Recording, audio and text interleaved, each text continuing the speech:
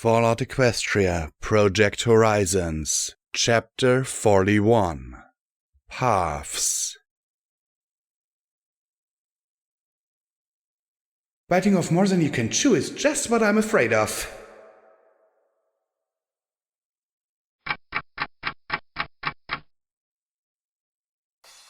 So is that how you beat Deus and Gorgon? By hugging them to death? Psycho-Shy drawled as we trotted east along the highway towards Megamart. Despite being out of the woods, so to speak, Scotch Tape was looking at several days' recovery with regular infusions of healing spells from Lacunae. After a few hours, P-21's body had begun to shake and we were out of medics.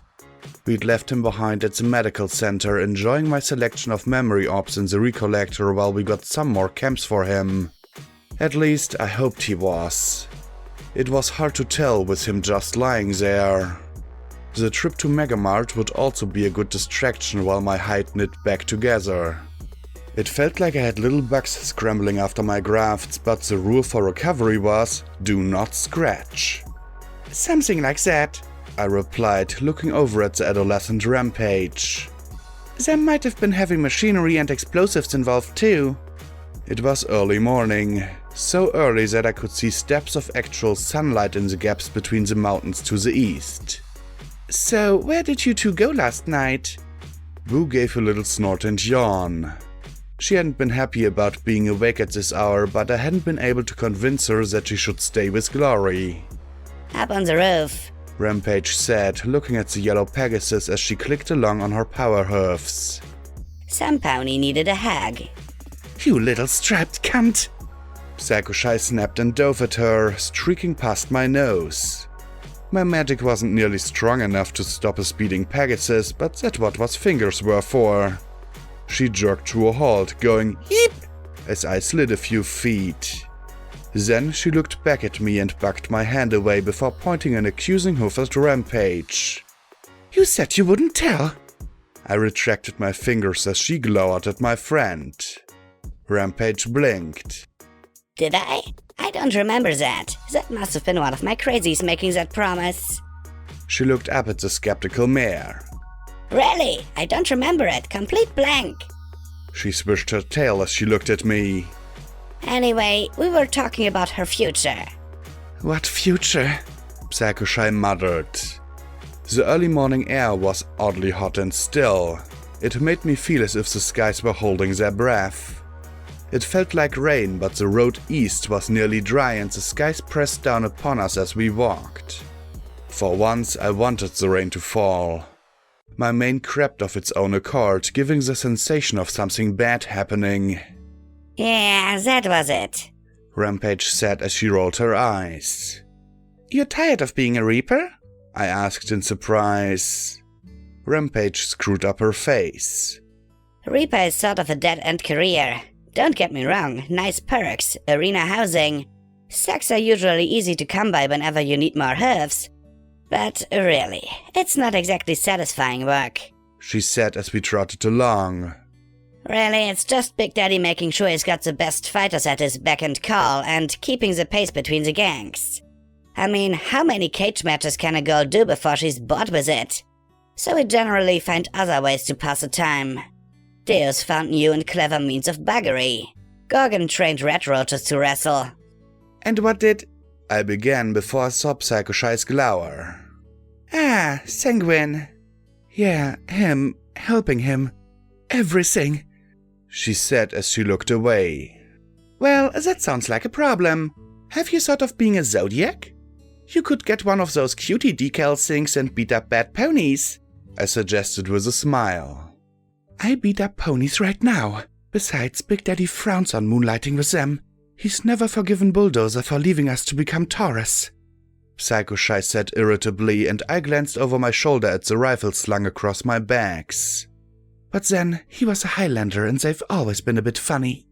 I thought the word was inbred, Rampage snorted. Wu tried to eat a mouthful of dead grass, made an icky face, and spat it out. The pale pony immediately nudged my hip. She might not have been verbose, but she definitely knew where I kept the food. I floated out a snack cake as we walked, holding it in the air beside me. Highlanders? The name sounded familiar. Boo lunged forward to take bites from the cake, and I occasionally lifted it up out of her reach. She seemed to like the game, watching for it to dip low enough for a bite. Psycho-Shy watched the two of us with an angry little scowl. Hey, if she was jealous, I'd float a cake in front of her mouth too. Practice for me either way. Rampage chuckled. Weird pony folk, always been a twigged bunch. They were crazy even before the war. Lived in the eastern mountains, were way too friendly with goats and sheep, and couldn't care less what Celestia wanted. Nasty in combat though. Zebras learned it the hard way. Some fighters think it's clever to go after an enemy's crotch in a fight. Highlanders think it's a hoot and will pound each other all day. She snickered softly. They're the only ponies I know that either were happy the bombs fell or still haven't noticed. They're also the only ponies in the valley who have told Big Daddy to go back himself. 2 years ago, Big Daddy himself led the biggest stomp short of the war with the Rangers to put the Highlanders in their place. 3 days later, he was still fighting their chieftain, White Lightning. Nearly killed each other. Psycho-Shy marveled, shaking her head. Hardest damn fight of my life. Great fun. So, who won? I asked with a grin. No pony. Rampage snickered. The Starspawn in Black Pony Mountain came and ate Reaper and Highlander alike. Technically it was a draw. Still, White Lightning called Big Daddy the toughest damn son of a mule that ever walked the wasteland. That's high praise coming from her. And the Highlanders have a spot in the arena and fought the Rangers, so I guess they're a part of the Reapers. Till they get drunk, bored, horny, or distracted by something shiny, Psycho-Shy said dryly. The only thing they were really good for was fucking up zebras. They really, really don't like zebras. During the war, the zebras had to push through their territory. Bloodbath every time for both sides. I was on the fence when it came to zebras myself. I hoped that if I ever did meet more, they'd turn out more like Sakashi and less like Lancer. So, if Zodiacs are out, what do you want to do? I want to kill you, Psycho-Shy growled as she stared at me. So stop playing nice. I looked back with a sigh. Was I just going to have to start killing every pony who kept on messing with me, like P21 suggested? And that's what we were mostly talking about last night. Her wanting to kill you. You mashing her into pony butter, she'd be dead. You'd be whiny and angsty. Every pony loses. Rampage said with a roll of her eyes. And I so want to avoid hearing more blackjack whining. I don't whine, I muttered, flushing. No? Rampage grinned and mimicked my voice with disturbing ease. Oh, why couldn't I save them? Why couldn't I stop it? Why can't I do better?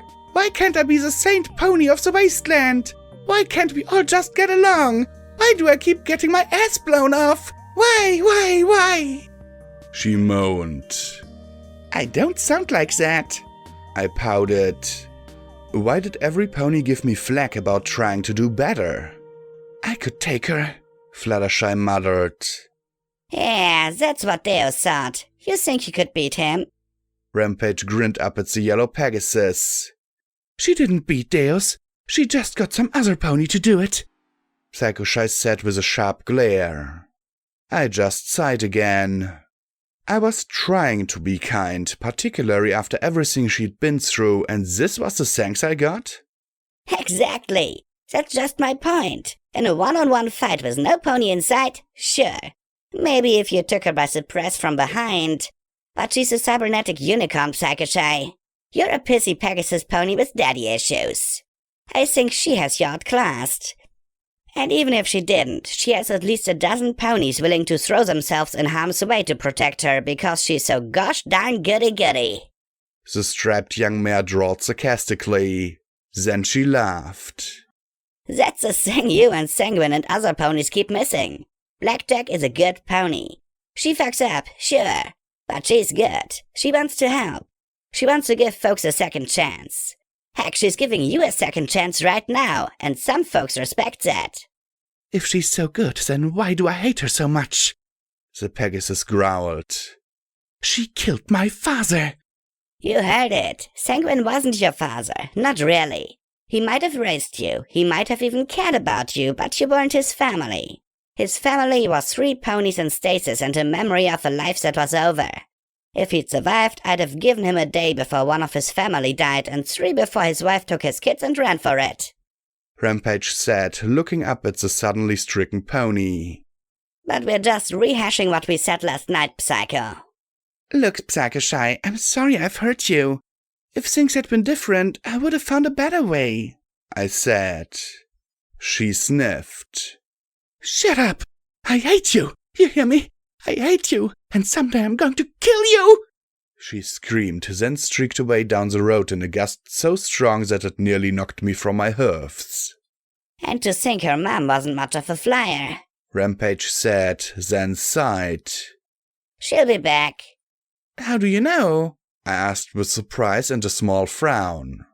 She just said she hates me. Boo suddenly drew up short, her ears twitching, and I stopped walking. Funny, no red bars in sight. Something wrong, Boo? But the pale mare sniffed at the air and looked down the road.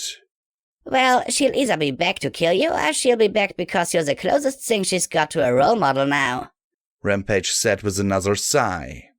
What? That was the most ridiculous thing I'd ever heard. Me? What are you talking about? Why would any pony look to me as a role model? Besides, she hates me! Rampage snorted as we resumed walking again. Boo kept looking about the dead, dark wood as if expecting them to rush us. Actually, now I was getting a little nervous too. I'd had trees try and eat me before, after all. Nah, that's just the herd and her hormones talking. Fact is, much as she's upset with you, she's pissed off with herself even more.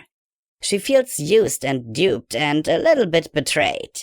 Sanguine was just treating her like a trophy or tool or something. She wants to be liked. I think, deep down, she wants to be loved like Fluttershy was.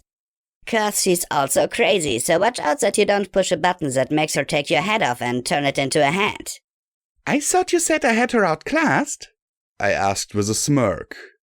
Yeah, but never underestimate the capacity of crazy ponies. I mean, look at the ponies who underestimated your own crazy. Deus, Sanguine. She chuckled. I thought you said I beat them because I was good. Had I imagined their whole exchange? Good, crazy, same difference. Good is just the kind of crazy most ponies like 'cause they think they can use it.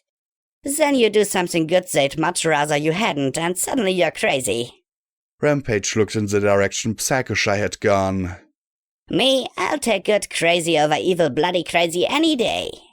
You sure like pushing buttons, I said as I looked down at her with a small frown. I don't like ponies sitting alone quietly falling apart, She replied, looking up at me. Seeing P21 this last week made me want to scream, Scotch tape is your daughter, fucking acknowledge it! But no, she needs to nearly fucking die before he finally admits he's a mess and a shitty father. Rampage glowered. If she died, I was going to punt him right off the hospital. What the fuck? Rampage! He's my friend! I gasped. Were my friends seriously planning to kill each other behind my back? He's your shadow, She replied with a frown. He's too weak to live on his own, and if he was strong enough, I think he'd be a bigger monster than Deus without you around. You've been keeping him alive since 99. If he doesn't like the fact he's a father, then he needs to face it, not hide from it. There's enough shitty fathers that the world doesn't need more. We trotted along past one of the massive MAS-EBS towers. I take it Psycho's not the only one with daddy issues? Now who's pushing buttons? She countered, then sighed. I don't remember my mother or father Blackjack. Maybe one of the other ponies inside me does. All I think of when I think of the word father is an empty feeling and an urge to kick something. I looked down the road and froze as I spotted a cluster of blue bars ahead. Then, suddenly, they flashed bright red. Whoa, what's going on? From ahead came a gunshot, then several gunshots. The lone remaining blue bar wobbled a little and I spotted Psychoshy flying back. Angry shouts filled the night air. What did you do? I thought every damn pony loves you!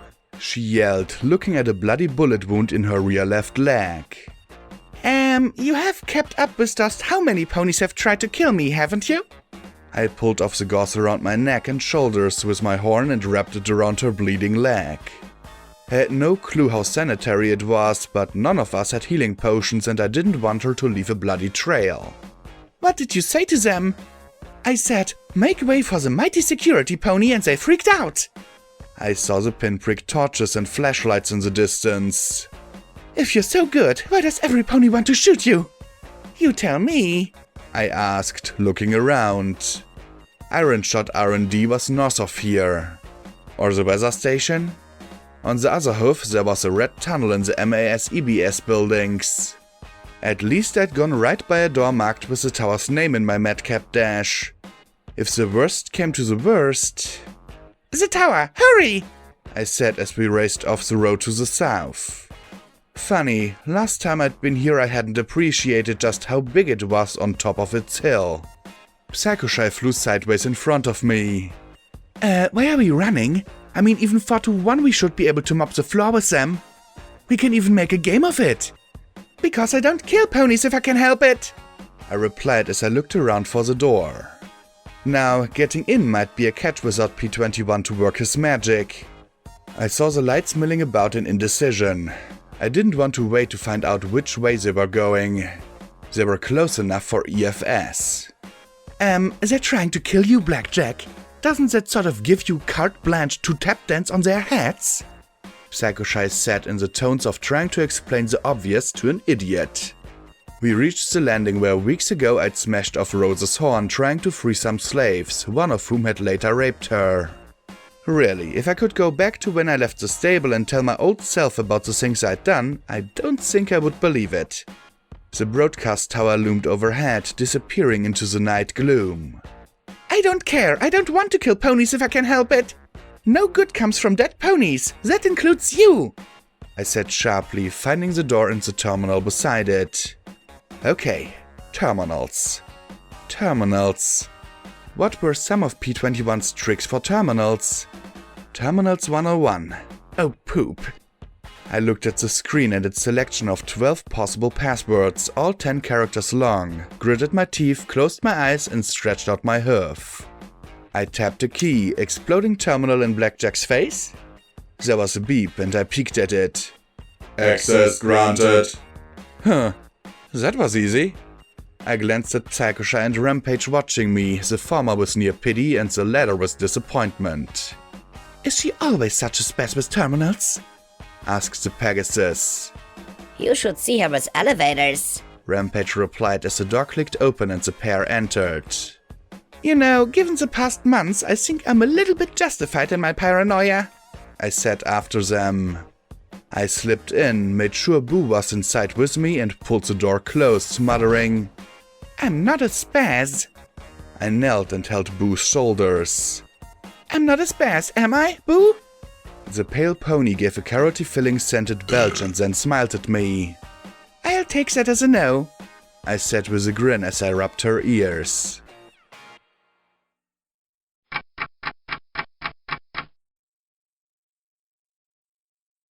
When in the wasteland, when you weren't getting shot at, you were looting.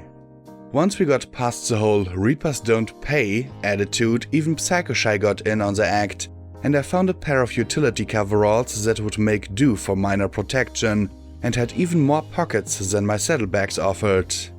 While we weren't exactly hurting on caps, every little bit helped, right? So I cleared out the utility spaces, collecting anything portable and sellable. Reaper to come and pack mule, Psychoshy muttered as she held up a dead spark battery and tossed it over her shoulder. Boo did her best to help out, picking up a wrench in her mouth and bringing it to me. Then a hammer. Then a wrapper. Then a rusty tin can. I gave her a snack cake and she ate her reward gleefully and stopped bringing me junk. Ah, come on, you're a flying, sullen, bad-tempered, psychotic Reaper pack mule. Nothing common about that. Rampage said brightly. Big Daddy should just take over the finders. Honestly, it'd make life so much easier. The Pegasus grumbled as she put a good battery in her saddlebags. Really, what was it with some ponies not wearing barding? We could just take whatever we wanted from them. Right, because folks dig through dangerous ruins just to turn over valuable goods out of kindness of their hearts, I said as I stowed some pilot lights in my pockets. Sakushai opened her mouth. And when you threaten to kill them if they don't, well, then you're a raider.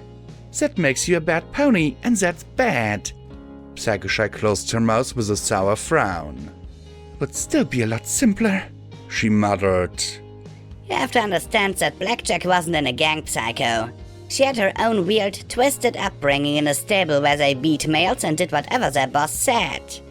Rampage said as she trotted over. How's that so different? Sakushai asked in confusion. Their boss wasn't the biggest or strongest pony in the stable or even the smartest. They followed her because she was the daughter of the previous boss, who was the daughter of the previous boss, and so on.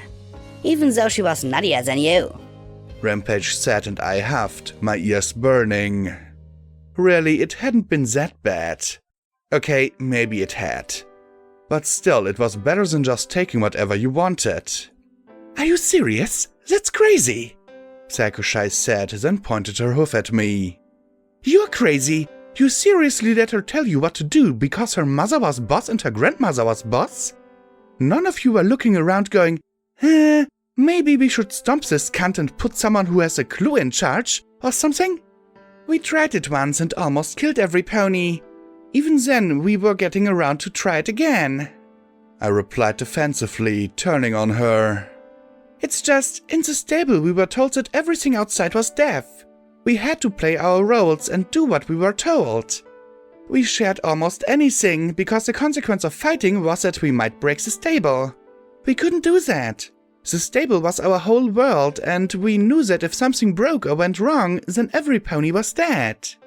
Looks like you were right, Rampage replied, looking up at me. Something went wrong and every pony died. So if the gangs are still alive and your stable's dead, then who has a better philosophy? I frowned. Why was she asking me? Smart ponies were supposed to answer questions like this. I was just a security pony. We do, I defended. Even if it failed, the stable lasted 2 centuries, longer than any gang. And life was better than out here, at least for mares it was. I'm not saying it was perfect. I'm not saying there weren't things wrong even before Deus broke in. I'm just saying that ponies working together is better than killing ponies, taking and ruling over others. In the end, that was exactly how the stable fell apart. Both of them looked skeptical, but I supposed that was the best I was going to get. I noticed some stairs heading up. Hey, I want to check something upstairs while we're here, I said, nodding towards them. DJ Pawn 3 said that the towers in Huffington were blind. I want to see if we can find out why. You know DJ Pawn 3? Sakushai said skeptically as we made our way up to the MASEBS broadcast room. I glanced at Rampage looking at me in confusion and opened my mouth, then closed it again. Rampage just knew Homage as a nice 10-pony unicorn who threw us a dinner party. Well, we've met his personal assistant Homage. That's kinda like knowing DJ Pawn 3. Sakushai snorted and rolled her eyes. Homage was cooler than DJ Pawn 3 anyway. Inside the broadcast room was a familiar layout of terminals and monitors. On one, I saw a dozen or so ponies making their way further south towards Riverside, carrying a banner marked with the Black Towers. Another showed several small burnt-out encampments. Megamart was in one, and a massive hole gaped right over where Gunn used to sit. I could barely make out Chapel in one screen. It looked dimmer and smaller without its little white church, but there was no missing the white dots of the graveyard all over the hillside. Oddly though, more than half of the screens weren't pointed at the ground but at the clouds. In the middle of the floor, in front of the controls, was something that didn't belong here. A terminal like the ones I'd seen Lighthoofs using. This terminal, though, bore a slightly different logo. I reached out a hoof and watched as it melted around my limb. I swept my hoof back and forth several times, and each time it just pulled back to its original form. Wah! Rampage gasped. Boo tried to pick up one of the cloud cables in her mouth. Or she was trying to eat it. Either way, it didn't work, and she stuck out her tongue and backed away, definitely not liking cloud technology any more than the rest of us. Freaky, Psycho Shy agreed. What is it? An Enclave cloud terminal, only Pegasi can touch it. No idea what it's doing here though. I tried pressing the keys with my magic, but that too had no effect. I have no idea how we're going to shut it down. No idea? I thought you were supposed to be a Reaper now. Psycho Shy snorted as she flew over the terminal. We smash it! No, wait! I yelled, wanting Glory or P21 to have a look at it. Unfortunately, Psycho Shy wasn't exactly a waiting kind of pony. She brought her rear hoofs down, and there was a low boom of thunder and crackle of lightning as glowing rainbow-colored circuits and wires disintegrated in a cloud of evaporating color and flickering light. The terminal rolled away in a carpet of mist, snaking along the cables where they connected to the broadcast controls. Well, you have to admit, there are some things Psycho Shy excels at. Rampage said as the Pegasus beamed. I had to add, getting on my nerves to the list. I looked at the broadcast controls and tapped them a few times. At least I could tell Homage what I'd found. The studio lit up, and for a moment I thought it was empty. There was a microphone, the controls, but no Homage. Well, it wasn't like she was there all the time, right? I didn't know of any way I could leave a message. Maybe I could write a note and tape it to the wall? Write it on a billboard? Something. Then I heard the soft sob over the speakers. I looked around and saw a knob-marked volume and slowly turned it up. The sound of crying increased. Homage? I asked, then looked around at the controls. I spotted the Send to Linked Station button and pressed it. Homage? Then from below the studio control console rose a pale unicorn. She was a mess, a complete and total mess. Her eyes stared at the screen in a heartbroken gaze. Blackjack? She asked sickly. There was only one reason she should look like that. Something bad had happened to little Pip. There was bad, and there was bad. I looked back at the pair of Reapers. I need some privacy, please, right now. Boo blinked at me, tilting her head. Well, except for Boo. I doubted she'd tell any pony Homage's secret. Why does that little freak get to stay while I have to go? If she stays, I stay. I don't... Psycho Shy began when Rampage bit her tail and dragged her out like a fluttering kite. Hey, let go. You're not the boss of me. I closed the door behind them. I took a deep breath, remembering the serious little unicorn with the weight of the world on her shoulders. What happened to little Pip, Homage? She clenched her eyes shut, gritting her teeth as if she couldn't bear to spit it out. Oh, Blackjack, She hung her head. I think... I'm afraid... I think... Little Pip has... She's done something terrible! I tried to think of what Glory would do. Of what Lacuna would do. Heck, what little Pip would do. Just take a deep breath, Homage. What happened? It took Homage a few seconds to pull herself together. I got reports of an attack on the Steel Ranger base on the Buckling Cross. I was keeping an eye out for trouble with all the fighting between the Steel Rangers and Applejack's Rangers. That's when I saw this. She touched some keys and one of the screens next to me swapped from clouds to a huge segment of rusty suspension bridge still hanging from its tower in the middle of a river. The camera zoomed in and I immediately saw little Pip in her thrashed utility building. Wow, she really needed a replacement.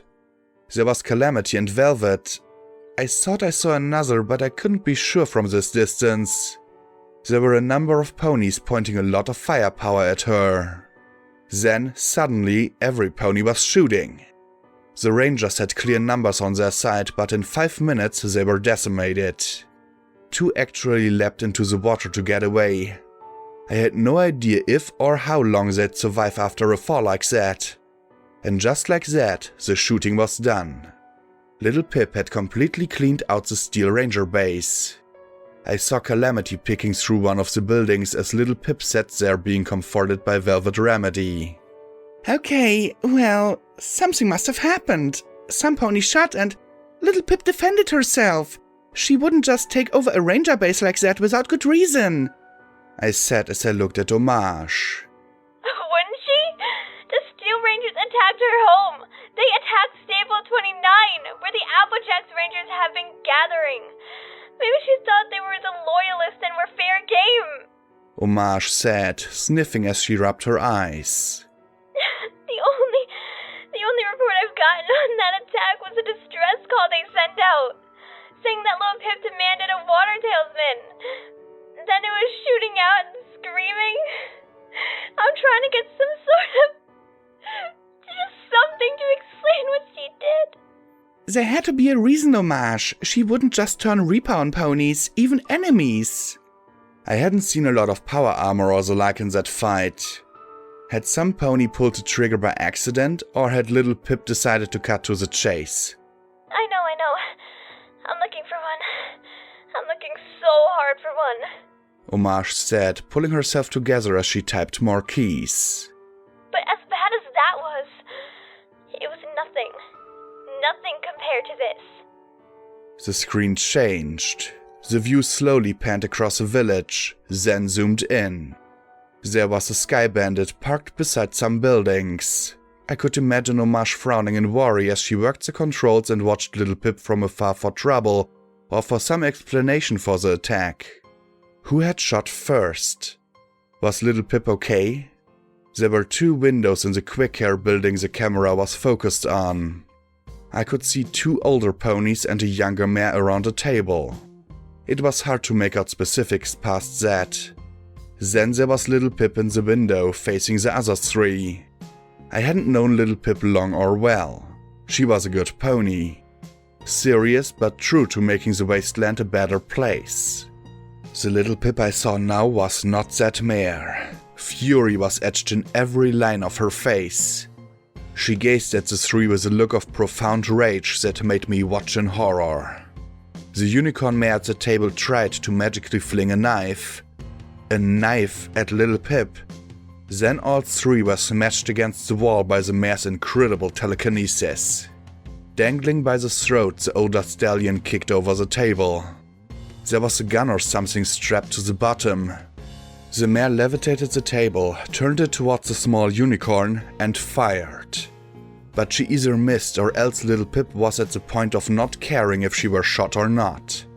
The 3 writhed as she slowly crushed them to the wall. The stallion pointed a hoof. Then Little Pip raised a rifle and lit them all on fire with burning bullets. I think if I had a heart, it would have stopped. I just watched. No. She turned and walked out. One of the mares, the younger, still writhed for several seconds, trying to put herself out as the fire spread. Eventually, she too went limp. Then Little Pip left. In the street was a pony, a merchant or something from the look of his gear. She assaulted him, her mouth screaming something. Then he immediately swayed and started vomiting. And then Little Pip went on a slaughter. The fight with the Steel Rangers had been a fight, albeit a short and terrible one. This wasn't. This was butchery, plain and simple. Only the young were spared, shielded by Velvet Remedy, as all who tried to face Little Pip were torn to pieces by flaming bullets. I only had slightly inebriated knowledge of Little Pip in battle. Was this how she usually fought? I couldn't tear my eyes away from the screen.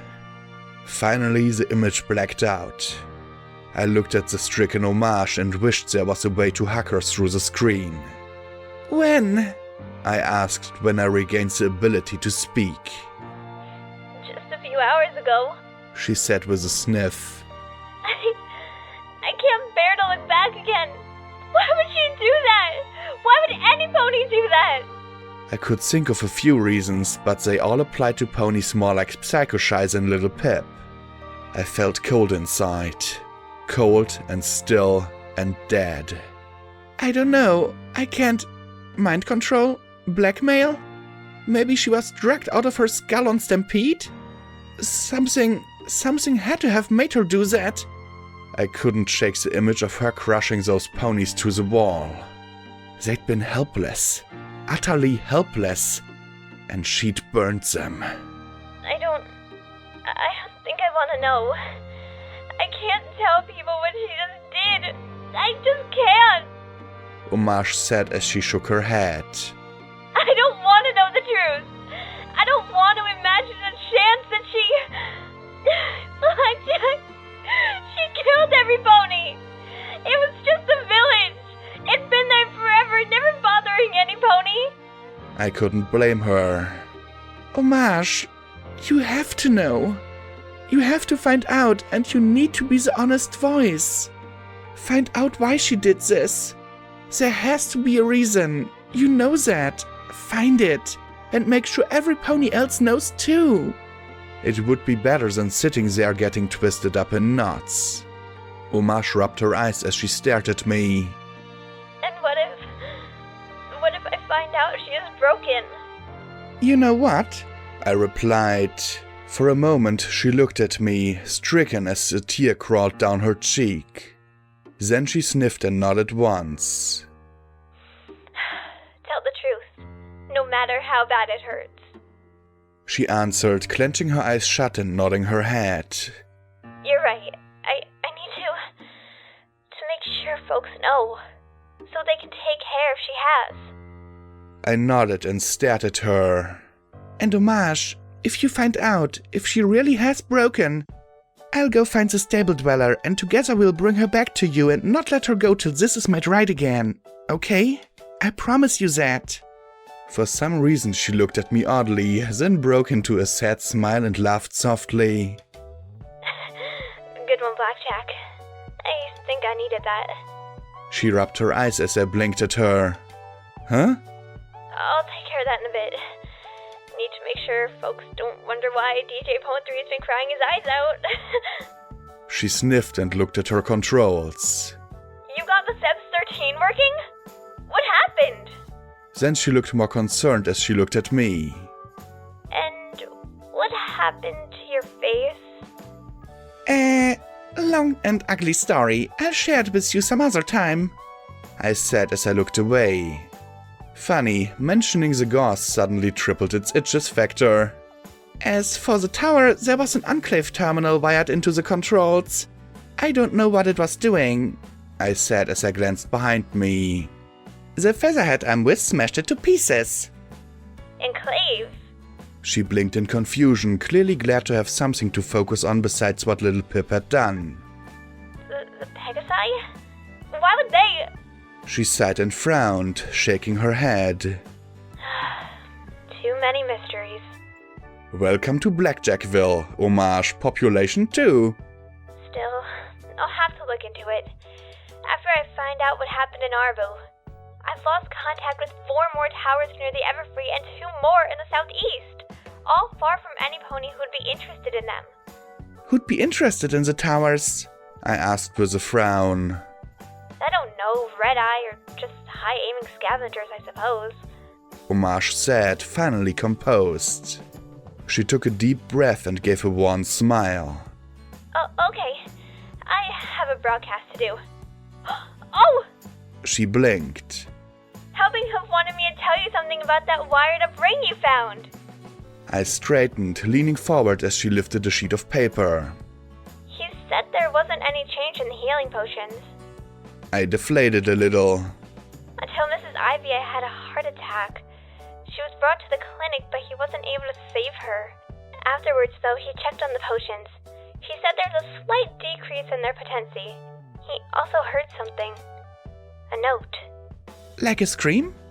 I asked, and Homage blinked and looked at the paper, then nodded. Sounds like there's big stuff happening everywhere. Homage said as her ears folded. All I can do is sit here. She trailed off.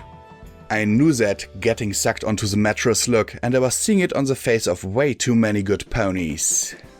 And find out about little Pip, right? No matter how bad it hurts? She sighed and nodded, now looking at me firmly. Take care of yourself, Homage, and let me know about little Pip. And make sure the stable dweller knows too, she might want to help. Homage gave me the oddest look again. Yeah, Blackjack? I smiled warmly at her as I leaned forward, putting my hoofs on the console. Yes, Homage? Little Pip is the... And then her lips moved silently before me. I blinked, then looked at my hoof resting on a button marked mute on the console. I looked up and saw her lips moving. I tapped the button, but the damn thing was stuck. I frowned and tapped it repeatedly and looked up with a slightly tense smile. Please let me not have broken one of her MAS towers. Then she gave a tired, slightly sad smile and a little wave before the screen went black. Little Pip is... what? I muttered as I saw Marsh walking up to the microphone on a different screen. Little Pip is the one to worry about? Little Pip is the really cute one? Little Pip knows the stable dweller? I paused, my eyes widening a moment. Wait, could she really? Then I snorted, laughing. Okay, little Pip was a lot of things, but the stable dweller? The biggest, baddest, bestest mare in the whole wide wasteland?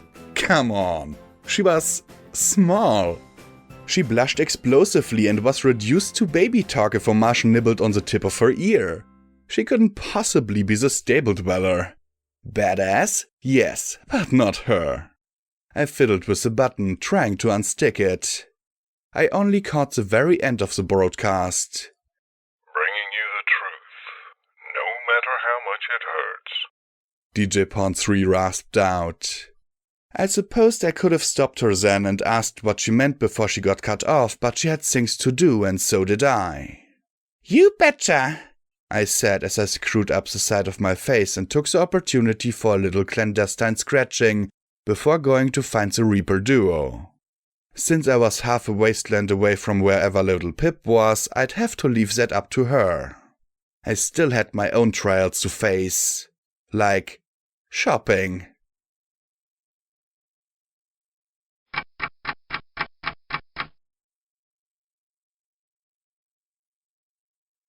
Wow, I really would have expected this place to be a lot deader. Rampage said as we looked around Megamart. Didn't Sanguine and Vermilion smash this place trying to draw Blackjack out? The superstore had a lot more light with a hole punched in the roof. Gun lay on its side beneath the hole, several levers and cables evidence of trying to put it upright.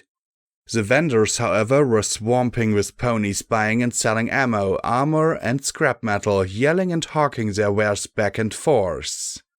Apparently, the slaughter of the past months hadn't done much to discourage ponies from shopping. Actually, we stopped by your stable first, then here. We figured we'd just hit everywhere you'd been till we found something you cared about, Psycho Shy said as she floated above the crowd.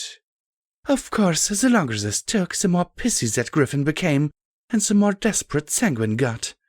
Desperation, mother of atrocity, Rampage remarked. A herd of half-dozen roped zebras passed silently by.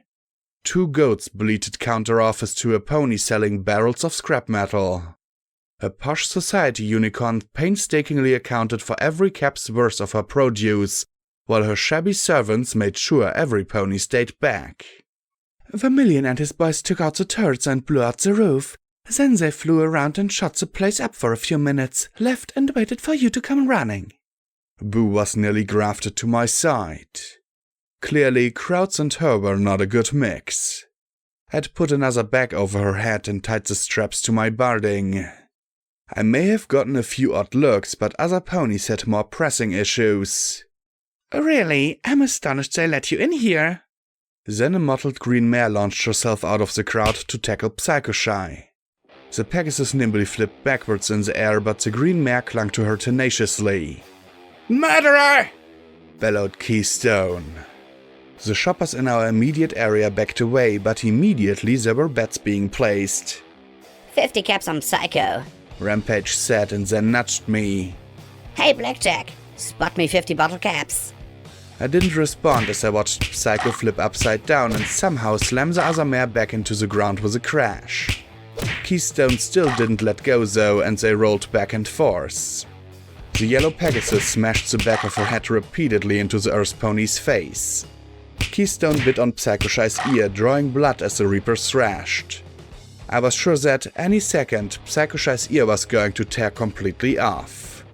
Enough! Yelled a familiar voice, and the crowd parted to admit Bottle Cap. The mare had swapped her store uniform for blue combat armor. Her battle saddle had 2 automatic shotguns. Suddenly, the fight was a lot less interesting for ponies downrange. Security ponies came out of the woodwork. Still, the pair continued to struggle. So, Bottle Cap shot them. I very nearly had duty and sacrifice out before I had 3 sets of guns on me. I froze, partly out of survival instinct and partly because the rapid-fire barking hadn't reduced the pair to bloody sludge. Instead, the two parted, shielding their bodies as well as they could. Small cloth beanbags lay scattered around them as they yelped and curled up. I returned the revolvers to my holsters. What's the big idea? Psycho Shy bawled as she pointed at the limping green mare rising to her hoofs. Even in combat armor, I bet those bags had to sting. She assaults me and now you shoot me? I thought this was a place of business, she said as she pulled herself to her hoofs. Remember when you attacked us? We do, Bottle Cap replied. You and that ghoul you were with. I lost 3 good employees and 1 hell of a piece of equipment in your attack. Why shouldn't I switch to flechettes? She was a mercenary, I blurted, drawing a surprised look from the yellow mare. Sanguine hired her. She's got caps to spend. I gave a slack smile. Business. Trade saving the wasteland. All that? Clearly, both were stunned by my defense of Psycho Shy. Bottle Cap recovered first. Blackjack, Glory was able to save you after all. She stared into my eyes for a moment, then shivered and looked away. Her gaze returned to the yellow Pegasus. Are you saying she's with you? It's something like that, I said quickly. She was just working for Sanguine. It's something Reapers do. You wouldn't hold it against her, not when she has caps to trade. Bottle Caps pressed her lips together as she glowered at the Pegasus. Fine, she can stay and pay like every pony else. But, you mean I got to pay? Psycho Shy scoffed. Reapers don't pay. The sudden cocking of several automatic shotguns gave a pretty convincing counter-argument. Bottle Cap smirked with evident satisfaction. Yeah, you do. New times. I can't count on Big Daddy to keep trouble in line, so now you get to pay the same as every pony else. Don't like it? Leave. Bottle Cap replied sharply. I smiled, shaking my head and receiving a sharp look. Something funny? Hey, I pay my bills, I replied, lifting my hoofs. Just had to talk about the morality of sack economics on our way here, that's all. She relaxed a bit at that and even smiled. Well, there goes the neighborhood. Rampage sighed. Steel Ranger toys getting blown up, Reapers actually having to pay. What's next? Enclave actually doing something productive? Alicorns with personality? Sunny days? What's the world coming to? These are interesting times, Bottle Cap said as she looked around. Never seen business like this though. You'd think the attack would have put ponies off, but we've got more folks coming in all the time. Those harbingers are swapping loads of fresh armaments and old food stores for information and followers. And yesterday we got a boat from Zanzibar landing at the boardwalk. Harbingers? I said with a frown. Oh yeah, you've got to have seen them around. Green banners with black towers? Huffington Rises? They said that soon the city's going to open up and start a new age. They've found so much stuff that folks are saying there got to be something to it. She looked at Psycho Shy and Keystone. Let her shop. If she starts anything, turn her into a pincushion. The mottled green mare nodded once. Bottlecap looked at Rampage. Am I going to have to worry about you too? I'm just shopping. Was thinking of picking up a few value packs of Mintalls and Mad X. Is there a sale going on? She asked with a smile. Bottlecap looked at her a little bit longer, then nodded her head in the direction of the clinic. The young Reaper saluted and trotted away with an angry, confused Psycho-Shy. Bottlecap looked at Boo quizzically, but then shook her head and gestured for me to move to the side towards her office. Once we were out of the noise, I took the bag off and she blinked and shook her head. Do I want to know? Bottlecap asked as Boo started to explore the office. Probably not. You know that cult is looking for you, right? The yellow mare said as she looked at me in concern. Yup, it's Deus and the Bounty Hunters all over again, I replied with a sigh. I watched Boo wander off into the office bathroom. Good, she was finally figuring out where to do her business. Bottlecap looked nervous, glancing over her shoulder. It's a lot worse than that. Deus's bounty hunters were generally poor and poorly armed. The biggest threat to you was Deus himself. These cultists, though, are coming up with ordnance I've rarely seen before. Anti-material rifles and assault carbines that are brand new, out of great quality. They're all wearing Equestrian army combat armor and they've got ample food stores. But they're just desperate ponies, right? I asked with a nervous glance at the door.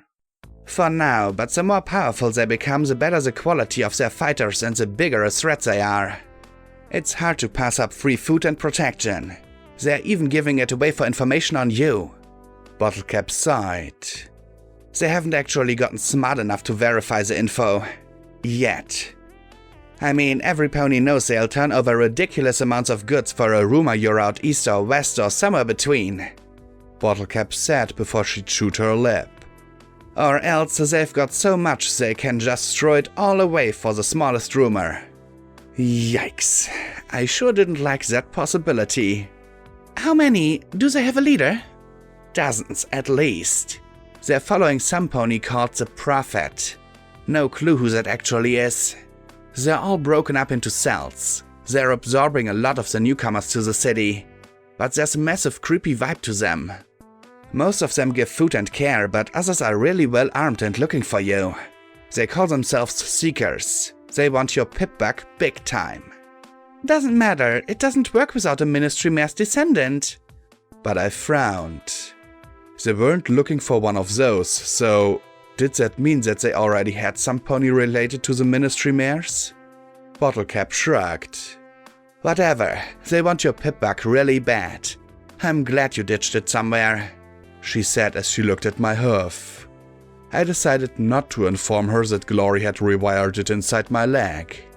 So, is me being here going to be a problem? I asked nervously.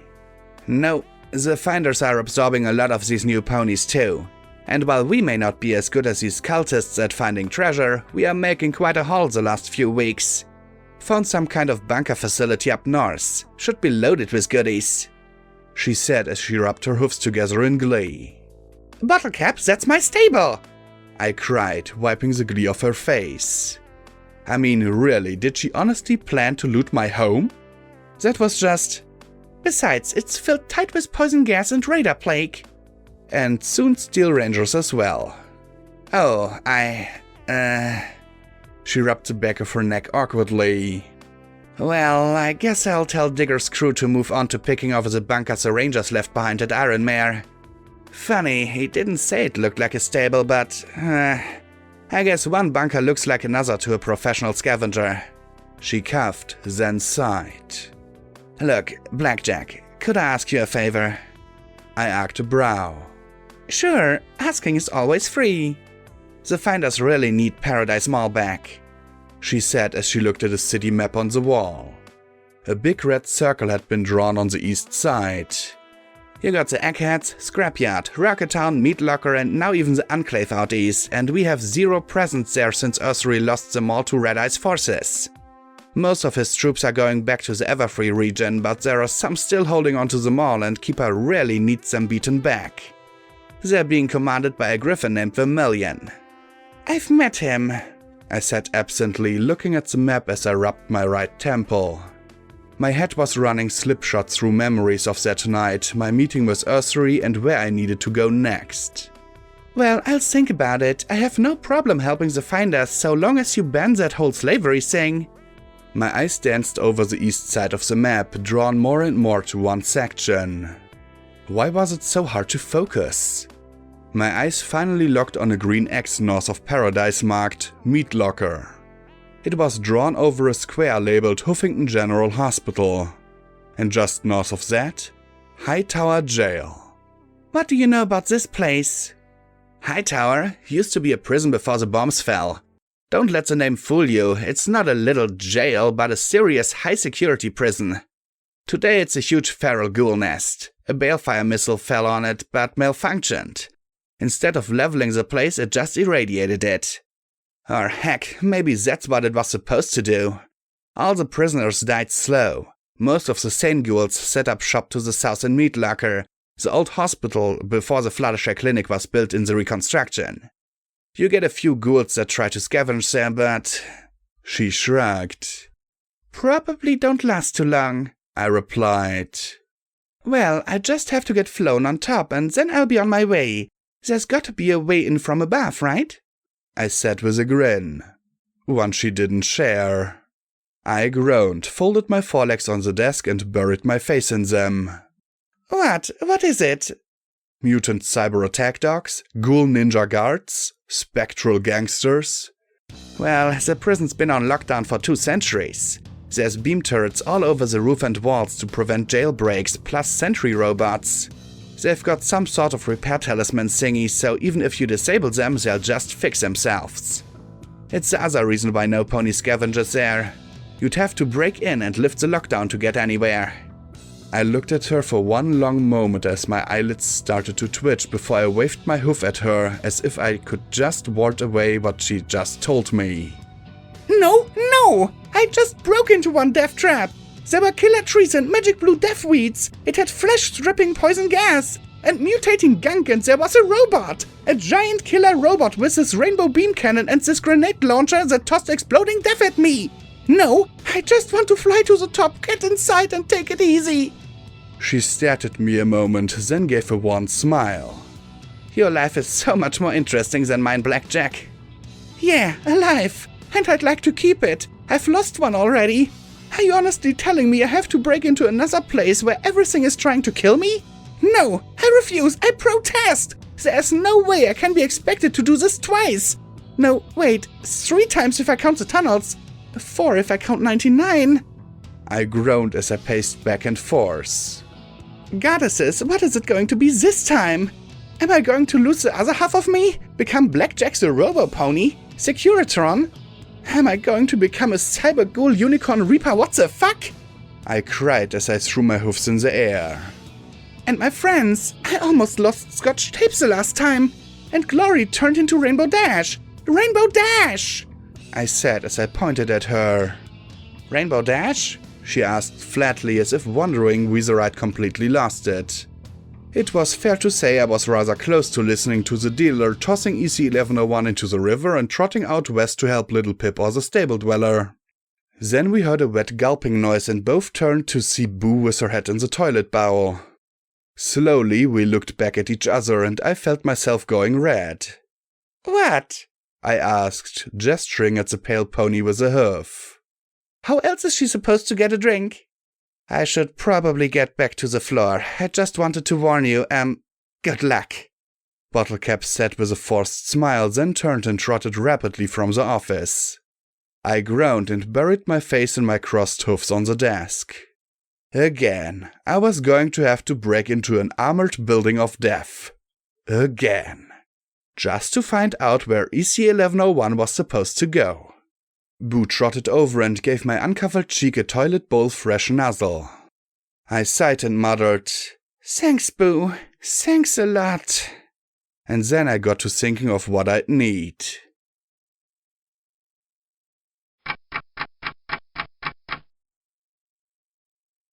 So you're going to Hightower? Why? There's nothing in Hightower but a whole lot of ghouls. Psycho-Shy said as we made our way back towards the medical center. Ever since I'd filled Rampage in, the Pegasus had proven incredibly curious. I mean, I can understand it if you're suicidal, but if that's the case, I'd be happy to spare you the trouble, the mare said with a wide grin as we trotted along. Thanks, but I swore off suicide, I replied, wondering just how Spike was doing at the moment. Being all alone in his cave, was he watching when Little Pip slaughtered that town? I'd tried to tune into the radio show, but so far all I'd heard was music and announcements of other things happening abroad. Had he had any better luck finding ponies to bear the elements of harmony? I kept coming up empty-hoofed every time I even thought about it. Priest would have been a shoe-in for kindness, if he wasn't dead. Could Bottlecap have been honesty, or was it generosity? Well, there was always charity as a candidate for that spot too. Saving the world was hard. We picked up all the staples we needed. I'd traded what P21 and I had looted from Hippocratic Research and what we'd picked up in the MAS-EBS tower for Med-X, Red-X, Red-Away, Fixer, fresh food, and ammunition. I'd thought about swapping duty and sacrifice, but until my magic could handle bigger weapons, the twin revolvers were my best bet. Since I'd shredded my Reaper Barding getting free, I'd bought the best armor I could find. Some old combat armor. I bought Boo a fresh, plague-free apple. I doubted I'd ever trust fresh produce again myself. It'd been 100 caps, but the look on the pale mare's face had been worth it. She still trotted along with a blissful look on her face. I'd tried to put Barding on her, but she'd freaked out so badly in the store that I'd given it up and bought her a carrot instead. I wished I could get more apples for Boo, and something to help revert glory. I really wished I could get my hoofs on some radiation suits. I really wished I could peel this gauze off and scratch these skin grafts. My wish list was getting kinda full, wasn't it? So if you're not going for a nasty ghoulification, why go? Hightower isn't like the core. I doubt you're going to find any crotch-moistening salvage or weapons there, Psycho-Shy said as she tapped her spiked horseshoes together, something that provided her immense amusement and me incredible annoyance. The two were probably related. Blackjack has her reasons, Rampage said as she trotted along in her reinforced metal armor. It wasn't nearly as fancy as a spiked, articulated set that'd been blown apart when she detonated outside Hippocratic Research, but it had the attribute she required the most: mass. She'd keep her distance from the zebras the entire time we'd been there, and they'd stayed back from the striped young mare. Still, she spoke in zebra for half an hour after we left, and I suspected it wasn't anything nice. And those are? Psycho-Shy pressed as she flew over my head. Even in the feeble daylight, the clouds still looked particularly heavy and swollen. I just wanted it to rain. Even as depressing and uncomfortable as it was, the rain would cut the smuggy pressure that was making my ears ache. I wondered if the clouds were just going to fall out of the sky and cover us all. You remember EC-1101? I asked as I looked up at her. She frowned but nodded. The program is trying to find certain ponies, really important ponies centuries ago. I want to find out where those ponies are and what they did. And the program says go to Hightower and find where to go next. So that's why I have to go. She flew sideways, keeping pace with me. That's it? That's your reason for trotting all over the place? You're just going where the program is telling you to go? That's crazy! You're crazy! Has it occurred to you that the program is trying to get you killed? She asked, then pointed at Rampage. And you're actually helping her with this, Rampage? Well, she does take me to some pretty interesting places, Rampage replied. You should have seen the screaming room. Psycho-Shy mouthed the words, screaming room. Then Rampage grinned up at the yellow mare. A much better question, Psycho, is why now that you know why Blackjack is trotting all over the wasteland, are you still following us? Psycho-Shy's pupils shrunk. Oh, fuck. She clutched the sides of her head, ignoring the spiked shoes dimpling her height. It's infectious, isn't it? That's why all of you follow her. She infects you with her crazy, suicidal, stupid thoughts and you follow her into places that you know will get you killed. Well, that's P21's most popular theory. Rampage replied. Boo stopped short, her eyes wide as her ears swiveled. I stopped too, but I couldn't see any bars, red or otherwise. Personally, I think that she's got some kind of freaky mind control powers that constantly broadcast, "This is a good idea." Isn't the heroine embarking on her noble quest to save the city supposed to get a little respect? I asked in annoyance. The pair simply stared at me a moment, then both flopped on the ground, laughing outrageously. No respect at all, I snorted and lowered my head sullenly. The round buzzed so close past me that it had to have been in flight before I moved. I hit the ground as two more zipped through the air above me. Boo flattened herself to the ground in fright. Okay, snipers outside the range of EFS? I really didn't like that one bit. What the fuck? Is some pony shooting at us? Psycho Shy said as she crawled away towards the edge of the road. I don't know, Rampage said as she rose. Instantly there were 3 pings made by her armor and she jerked. Yep. She gagged, puking blood as she grinned. Now I could see the red bars, 4 in the front and 4 in the south. More rounds slammed into the Reaper, hitting so hard she staggered back a few steps. Anti-material rifles. Fuck. Her regeneration was keeping up with the brutal onslaught, but sooner or later they'd figure out that they were blasting a pony who couldn't die. The rest of us weren't so lucky. We were dead if we stayed here. The 2 teams of 4 were advancing slowly and carefully, firing wild sprays of automatic rifle fire, the kind of fire of some pony not shy about sharing 5mm ammunition. Rampage was a decent decoy, but even she couldn't protect us against that. To the north was a gravel pit where I'd fought the red scorpions a lifetime ago. It was the only cover in this place, but it was also a box. I really didn't want to go inside it. A 5mm round pinged off my helmet, making the choice for me. Psycho Shy crawled like an earth pony into the pit and Boo was right beside me as I wiggled my way to cover. If they surrounded it, they'd be able to chew us to pieces or pin us down.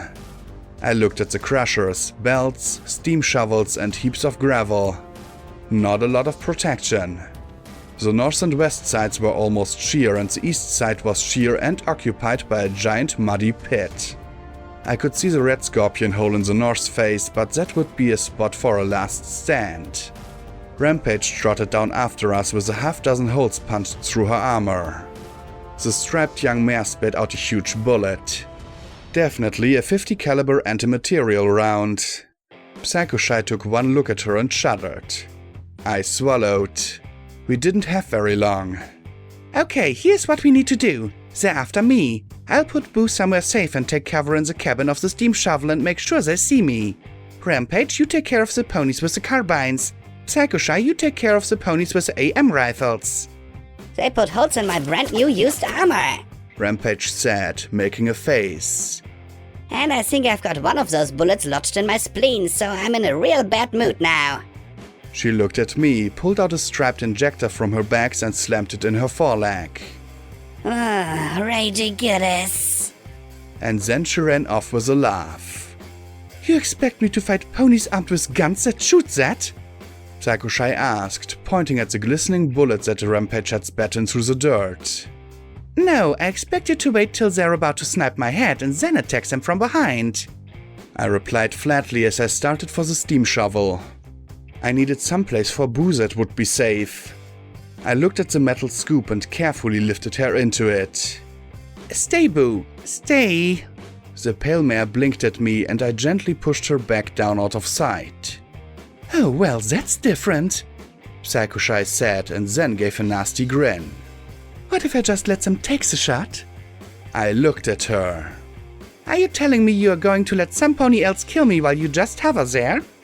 The yellow Pegasus frowned as she thought about that and I turned and clambered up into the steam shovel cabin. I looked down at Boo and tried to give her a comforting smile. It's crazy. Infectious freaking crazy. That's what it is. Psycho Shy grumbled as she snapped her wings and darted for the trees to the north. I'd let the murderers take care of the details.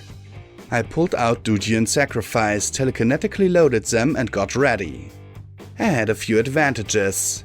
The back of the steam shovel pointed south, so any pony coming after me would need to circle around to get a clear shot. Rampage would deal with any in the pit. Psycho-Shy would back the snipers. All I had to do was survive, and hope my little mind game with the Pegasus paid off. My EFS saw the red bars moving closer and closer, but much too spread out. I popped out around the corner and spotted a mare moving down into the gravel pit, an earth pony in green camouflage combat armor. She had her eyes down, looking at her unstable footing. Then she raised her head and I saw the green face of a mare not much older than Scotch tape. Her eyes met mine. She wasn't a killer. Just some mare who'd put on the balding and the battle saddle, then strapped 2 carbines to it and came after my head. She stared right at me. I gave her at least 2 seconds as I raised the revolvers and sighted along the barrels. 2 seconds was an eternity she let slip by. Then I fired. The range was such that I seriously doubted I could kill her. Not this far away with revolvers. Then the 2 heavy rounds struck her cheekbones and her head vanished in a spray of red, green and white. All that fancy combat armor and weaponry thudded to the ground in a heap. I stared at the smoking barrels and then at the heap lying at the base of the slope. Sorry, kid, I muttered. She'd wanted me dead. I hadn't wanted the same. My shot had given away my position and I started to strafe the steam shovel cap as I drew back. Every now and then the rusted metal let out a resounding pong as the AM rifles took a shot, the bullets punching through the metal and peppering me with spall and other metal fragments. I just kept my eyes on the EFS. One drew closer on the west side of the cap and I stuck my hoof out and back in. 2 metallic booms sounded out, ringing the cap like a bell. I leaned out and looked at the grey old buck. His jaws tightened on the bit, but he was too close. The rifle rounds sparked off the rusty metal around me. I pointed the pair of revolvers far more accurately. I didn't even need SATS. Duty boomed and tore off the left side of his face. He fell to the ground, screaming. I felt a twinge beneath my bandages. A second later, Sacrifice punched through his balding and into his chest, silencing him. It was a second too long. There was a boom and I was slammed almost completely out of the empty front windows of the steam shovel cap by the impact of the 50 caliber round. Then my balding started to sizzle and smoke as the incendiary round burst into flame. It was like a searing brand in my chest, but I didn't have any time to deal with it. Die, motherfucker! Die, die, die! Screamed a ganger with way too much ordnance as he raced around the front of the steam shovel and strafed the cap. Tears ran down my face and smoke obscured my vision. Another armored mare was crawling up into the east side of the cap, this one with a heavy revolver of her own, teeth clenched on the grip. I slipped into SATS and carefully aimed. Time returned as the pistols fired in unison. Duty tore into the ganger, dancing like an idiot in the front. He stopped dancing when one round punched between the plates of one foreleg and shattered the joint. He sprawled on his face in the dirt and the second round ripped into his gut. He began to scream as he lay there. Sacrifice's first shot missed the mare. The second tore through her neck like a dragon's fang. She jerked, firing wildly in the few seconds she had. Her bullets hit my chest like hoof blows, but the armor stopped them. I couldn't risk a lucky shot though. Both revolvers blasted her fierce and desperate tallow-colored eyes into a memory. Only then did I take a moment to pop out my fingers and pry the enchanted incendiary round from my chest plate. I tossed it out the window. 4 down, 8 to go. Things were looking up. Then a glowing grenade was tossed around the corner and into the cap. I tried to throw it out the east door as I ignominiously flopped out the west. My magic wasn't able to manage 2 pistol and the grenade while I spilled out though, and since I hadn't turned into an Elicon in the last few minutes, gravity had landed me square on my head as the grenade went off. I sat up and then flipped over as I tried to pull myself to my hoofs. The flop saved my head, again. Another sizzling incendiary round fizzled against the side of the cab as I struggled to my hoofs. I saw 2 crumpled mares where Rampage had been hard at work, but as I swayed on my hoofs, another pony came racing around the corner, carbines blasting. Between the mare in front of me, guns chewing into my armor as her horn levitated another grenade off her bandolier, and the AM rifle sniper blasting chunks out of the floor of the gravel pit around me, it wasn't looking pretty. I spotted Rampage far over on the south lip of the pit, smashing a seeker. Psycho-Shy hovered over to the west, then dive-bombed into the trees. Only one thing to do. I charged into the carbine's mare's fire, making the brownish-yellow unicorn's eyes widen in shock as I closed the distance. She dropped the grenade back onto her belt as she backpedaled and tried to keep the fire on me while her magic drew 2 combat knives. I tried to fire, then cursed as the hammers landed on spent casings. 5 chambers. 5. Not 6. The mare's eyes widened in excitement as her carbines chewed into my armor. Until I flung both revolvers in her face. An earth pony wouldn't have moved. There was no way my horn could actually throw something hard enough to really injure her. But the brown mare flinched instinctively, jerking back and spraying above my bleeding neck. I sprang before she could recover and hugged her neck with my forelegs as the rest of my body swung beneath her. I yanked her down face to face, taking the momentary cover she offered from the sniper. There was a sharp grating as she tried to saw and cut her way through my legs, gripping her neck. She'd need something a lot more substantial than a combat knife for that, though. I stared into her eyes and I felt an anger building inside me. Why? I asked as I stared into her wide eyes. She grinned in anticipation. Why are you trying to kill me? I have to! You have to die so Equestria can live! She yelled in my face. It's for Equestria's future! My future! A better tomorrow! Maybe it was what I'd seen Little Pip do. Maybe it was the fact that I kept trying to help ponies who tried to kill me. It was probably the knife that had found a gap in my armor's side and was working its way between the ceramic plates. I was sick of being a good pony. You don't get it tomorrow! I shouted as I kicked out with all 4 legs, sending her flying as my horn glowed. She landed in a roll, clearly used to fighting, and tumbled even further away before rising to her hoofs. She pulled the apple grenade from her combat armor with her magic. I lifted the glowing pin I'd pulled when I'd kicked her away. The grenade went off next to her face and she went down in a heap. I stared at her, moving slowly as I looked at the bloody mound. I glanced around but couldn't see any more red bars. I lifted the twin revolvers, shook out the spent casings and reloaded them. I really hoped Psycho-Shy had taken out all the snipers and that one wasn't lining up a shot on me as I walked towards the mare. The left side of her face was ground meat and she gasped for breath as she looked up at me. She tried to kill you, Blackjack. Dila rasped at my left. His head was bowed, hiding his face as he shuffled his cards. Rampage was wrong. It doesn't matter how good you are. It doesn't matter how hard you try. They'll always think killing is the right thing to do. And they'll keep trying to do it. She started making little hitching noises in her throat as I stared down at her. I thought of Little Pip coldly slaying those ponies in that village. What had pushed her across the line? Had she realized that it didn't matter how hard you tried and that killing was just easier? I pointed sacrifice at the mare's head. The right side of her mouth curled upwards a little. Just pull the trigger, Blackjack. Move on. She's dead anyway. He rasped. It would be so easy. Merciful. I caught Rampage staring at me as I stood there.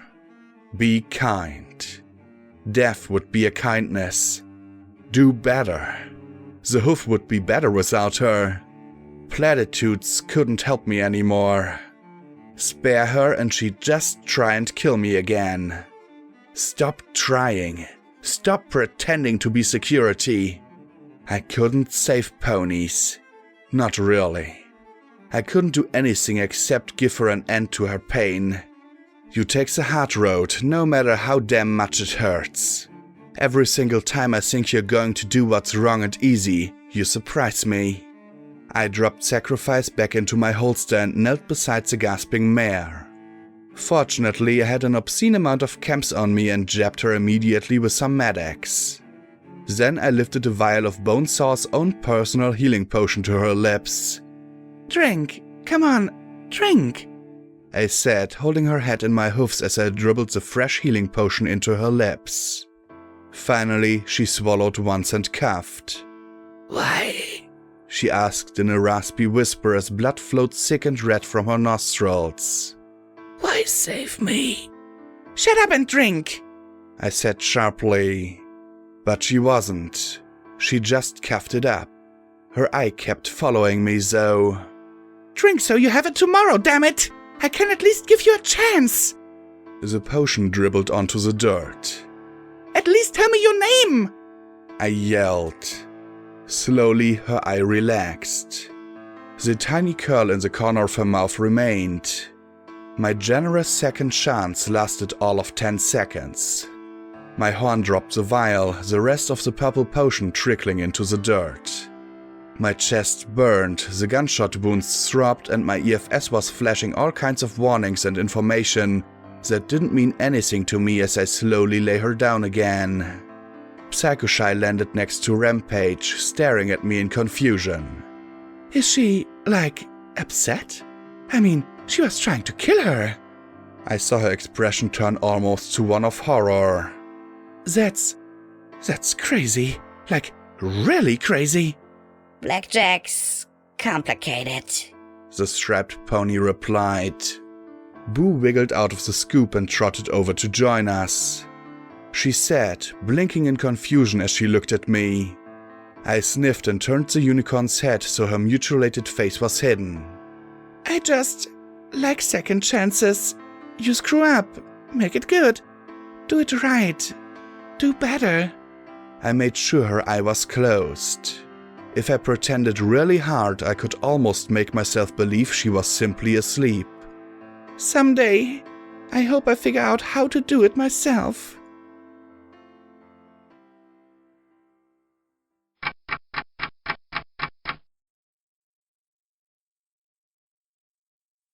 One good thing about fighting these Harbingers, they had great stuff and so much of it I couldn't carry it all.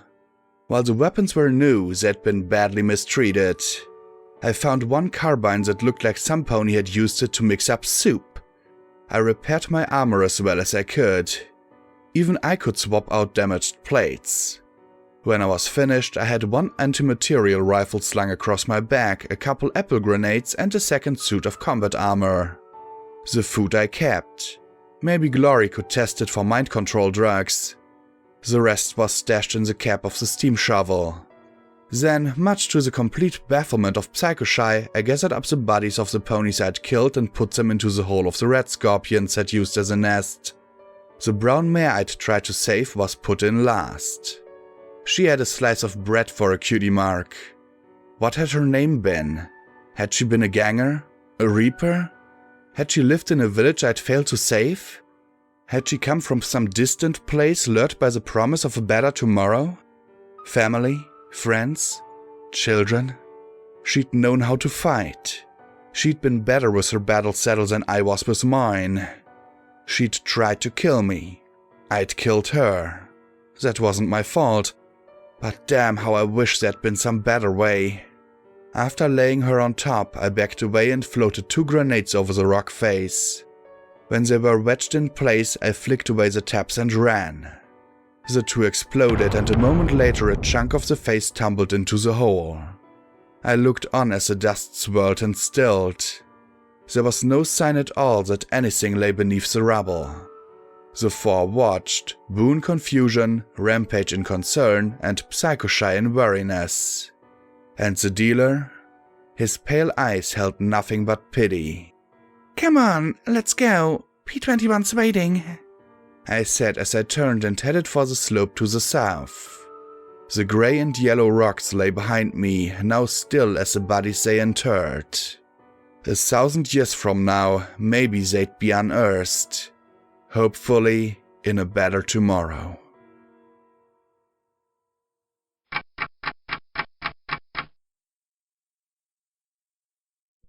Loaded down with the mother of all rifles, seriously. Any bigger than the IF-100 Thunderhoof and we'd be getting into Deus Cannon territory. We trotted our way back towards the medical center as rapidly as we could. The ponies at the entrance gave us a path through at once. I spotted Splendid and Archie talking off to the side and they waved me over. I paused to pass Rampage the medics and Fixer. Take this up to Glory, please. Aw, do I have to? I was thinking of seeing if I could make myself so numb that my legs would turn to jelly. That's a pretty fun sensation. I gave her a firm look. I just wasn't in the mood for jokes. She sighed and rolled her eyes. Serious blackjack is no fun. Alright, I'll get it to her. She snorted as she trotted for the stairs. You'd think there was a well-armed cult of fanatics out to kill you or something. Psychoshy went with her. Boo, as usual, stayed close by my side. Archie looked at me and flushed at once, but Splendid just looked, well, splendid. The blue-maned unicorn brushed his coiffure back and gave me a look that weeks ago would have turned my insides all buttery. Instead, his look made my insides twinge reflexively and I gave a polite yet firm smile back. His own smile slipped a little, then shifted to a more friendly and less trying to get me in bed look. A smooth operator. Blackjack, is everything alright with you and your friends? He asked calmly as Archie started opening his mouth to speak. The nerdy buck looked sullenly at the handsome stallion. The eggheads were restocking their supplies and setting up new beam turrets, and I was glad to see that they were going to try and use this place for healing rather than strip it bare. Of course, if they'd restocked it sooner, it might have saved me a trip to Megamart. From the many strange and sickly ponies hanging around, it was clear that there was need. And anything that took recruitment from the Harbingers was good news to me. Everything's fine for the moment. How are things with your father? I replied. Boo yawned, curling up on the floor and taking a little nap. Splendid sighed and rubbed his nose. My father had some choice words about the idea of placing him within a stasis pod. Didn't he say no self-respecting king roots from a fridge or something to that effect? Archibald asked as he adjusted his glasses. Splendid allowed just a little bit of his irritation to show. Yes, those were the words he chose, Archibald. I believe he also included the words, you feather-brained nincomb. Archibald said. Splendid's eye twitched a little. Why yes, Archibald, I think he did say that. How silly of me to omit it. Whatever was I thinking? I think you were trying to improve your reproductive odds with blackjack, Archibald said. I'm fairly sure that we are going to offer blatant and obvious praise of her appearance, ability, or intellect next. I couldn't help but smile in amusement as one of Splendid's perfectly groomed hairs popped free. Perhaps you'll suggest some sort of classically romantic venue back in Elysia. Thank you, Archibald, Splendid said sharply as he whirled on the buck, his lips pulled in a tight grimace. Finally, he sighed and brushed his mane back in place. Anyway, father refuses to let us put him in a stasis pod, so it will be interesting if he lasts till the anniversary ball.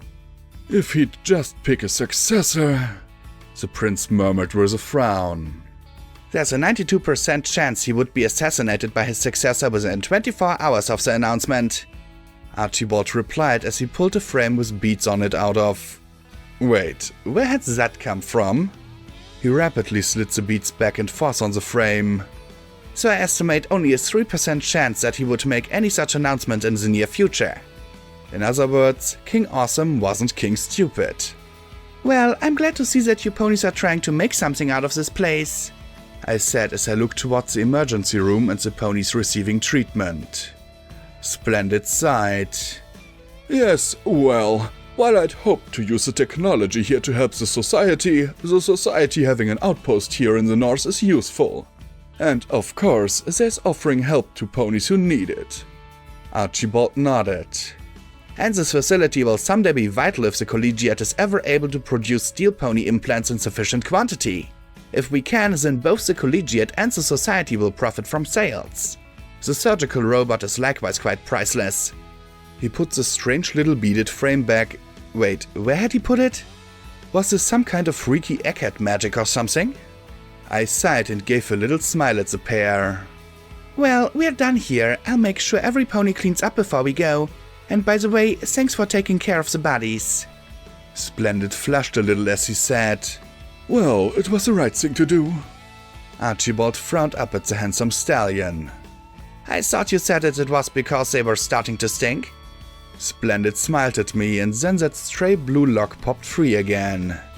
He put his hoof around Archibald's brown neck and pulled him close. If you'll excuse us, Blackjack, I need a word with my collegiate partner in private. And with that he hauled the collegiate pony away. I smiled and shook my head. Maybe it was petty of me, but with everything going wrong in my life, I had to admit that seeing another pony flustered was satisfying. Boo immediately rose to her hoofs and trotted after me as I headed into the medical center. I trotted past the atrium and began to climb to the 15th floor. I hoped that the next time we visited, the elevators would be working properly. Not that climbing the flights wore me out. A few sapphire chips and I was right as rain. It just took a while to make it all the way to the top. That, and after 4 flights of stairs, I was carrying the tired Boo the rest of the way up. I started towards Scotch's room when I trotted by the hospital room I'd found Glory in earlier and noticed a blue bar inside. I smiled, imagining Glory cleaning up her mess. I poked my head into the bathroom. Say, when did you get demoted to Jenny? The yellow earth pony inside the bathroom jumped to her hoofs and spun around to face me. Her orange mane was a bit straggly, but not really messy. She looked like a pony not long out in the wasteland. She wore bulky, reinforced leather armor and a respirator, and a camera hung around her neck. She cupped a leather bag in her hoofs. Don't shoot! She shouted in a drawling accent as she raised her hoofs defensively. Wasn't planning on it, I replied. She pulled off the respirator. Who are you and what are you doing up here? She licked her lips a little nervously. Tarnation, I ain't no pony. Call me chicken, every pony does, she said as she looked at the massive AM gun across my back and gulped. Just poking around trying to find stuff out. Ain't been in Hoofington more than a week. She pointed at the multicolored mane clippings lying all over the floor. Is it true? Is she really here? The mare asked. Who? I asked with a frown. Boo sniffled at the yellow mare's saddlebags. Said mare looked at the pale pony uneasily and pulled an apple out of her bag as an offering. After one chomp, she had made a new friend. Boo licked her lips and gave the mare a friendly headbutt that put Chicken at a little ease. You know her, Rainbow Dash?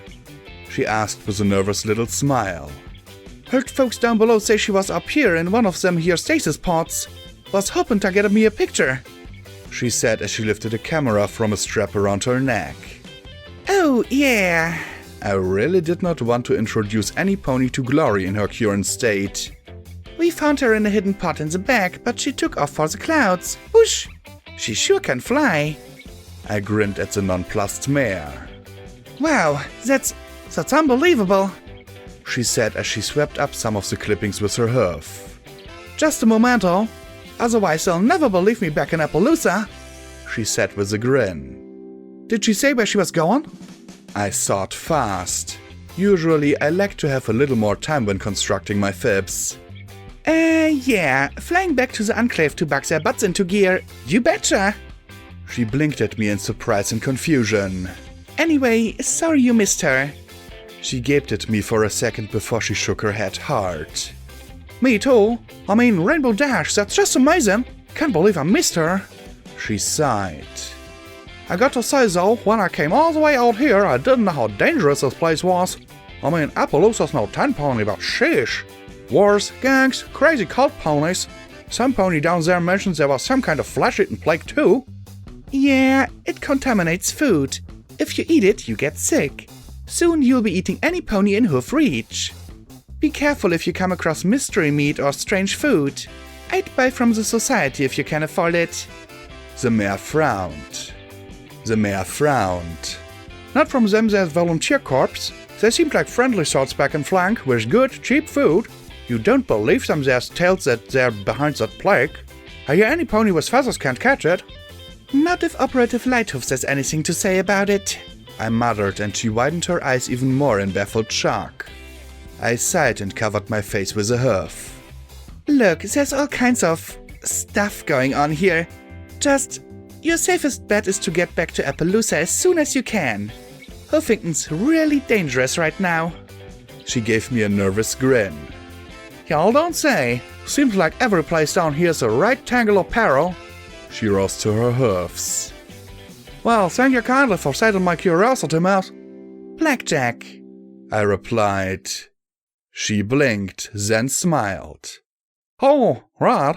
The security mare. Well, I'll be on my way. Take care of yourself, she said as she hurried past and left the room, turning to trot straight for the stairs down. I frowned after her, then looked around the hospital room. Even if none of the supplies here were particularly valuable, most of them were useful. She hadn't touched anything. Apparently Appaloosans were a little more twigged than your standard mares. Maybe she'd been too excited by what I told her. First rule in the wasteland? I stood there for a while as Boo just watched me curiously. Funny, now my mane was every bit as itchy as my face.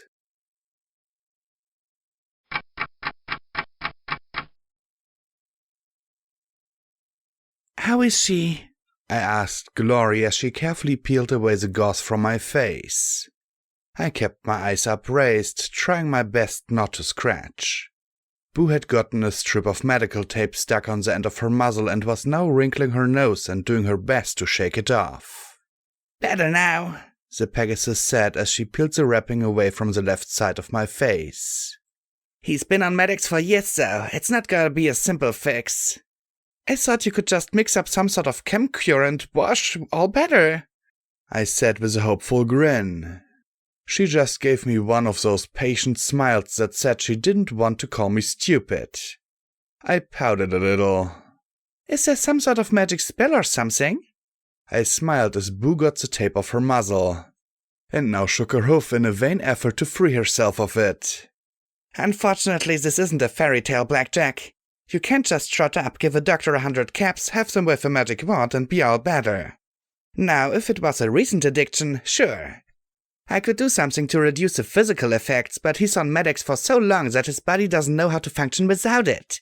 I could flush every trace of the chem from his body right now. Unfortunately, it'd probably kill him. And that would be bad, I said softly. The gauze pads were slowly pulled away from my face. I'm glad you feel so, P21 rasped from the doorway. Lacuna pushed 2 glowing wheelchairs before her as she trotted in, with Rampage and Psychoshy behind her. P21 looked as bad as you can get without an innervation field sucking the life out of you. His eyes were sunken and bloodshot, his normally steady limbs now twitching. Scotch Tape, in the other wheelchair, looked equally pale and tired, but gave me a small smile. So, how bad is it? I asked, steadying myself for the blow. Maybe I could fashion some kind of mask if it was hideous. It's fine, Blackjack, P21 said faintly, then hissed through his teeth and writhed with a groan. Are you okay? I asked, then smacked myself for the stupid question. I mean, are you going to be okay? I feel like I've been dropped down a couple flights of stairs. I'll be fine. If Glory can do for me what she's done for your face, I think I'll be brand new, he said with a wan smile. Really? I blinked as Lacuna floated a small hand mirror in front of me. I gaped at my own reflection. Where before my face had been a mangled mess of meat and metal, there was now a smooth white sheet of unblemished, scar-free hide. I stared, pulling at my cheek. Never before had I appreciated looking like a pony. Maybe it was vanity, but as I stared I felt a great weight lift. Glory, you're a genius! You saved my face! Now we just had to go and... I like your face, she replied, and the tired Pegasus reached out with her hoof to hold me. Rainbow Dash's lips might not have been quite like Glory's, but at this moment I couldn't care less. Glory's wings popped up behind her. That was new. Was that a Rainbow Dash thing? Finally, she broke the kiss and started to peel off the rest of my bandages. Besides, I can't even take most of the credit. You've got a Regeneration Talisman. All I had to do was replace the missing tissue, and it did the rest. Sweet. We need to give Blackjack the wood chipper test then. Rampage said with a grin. Regeneration, not super freaky comeback from a pile of mulched regeneration. Psycho-Shy snorted. You're just scared.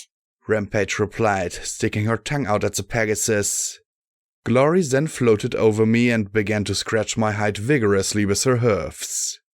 I could have melted like butter then and there. Oh, I love you so much, I said as she scratched along my mane. I love you too, she replied, landing beside me, and we shared a second round of smooches. Psycho-Shy made a retching noise as Scotch gave an "Aww" of delight. And how are you feeling? I asked Scotch as I hugged Glory. I could guess just by looking at her. She appeared a little better than her father.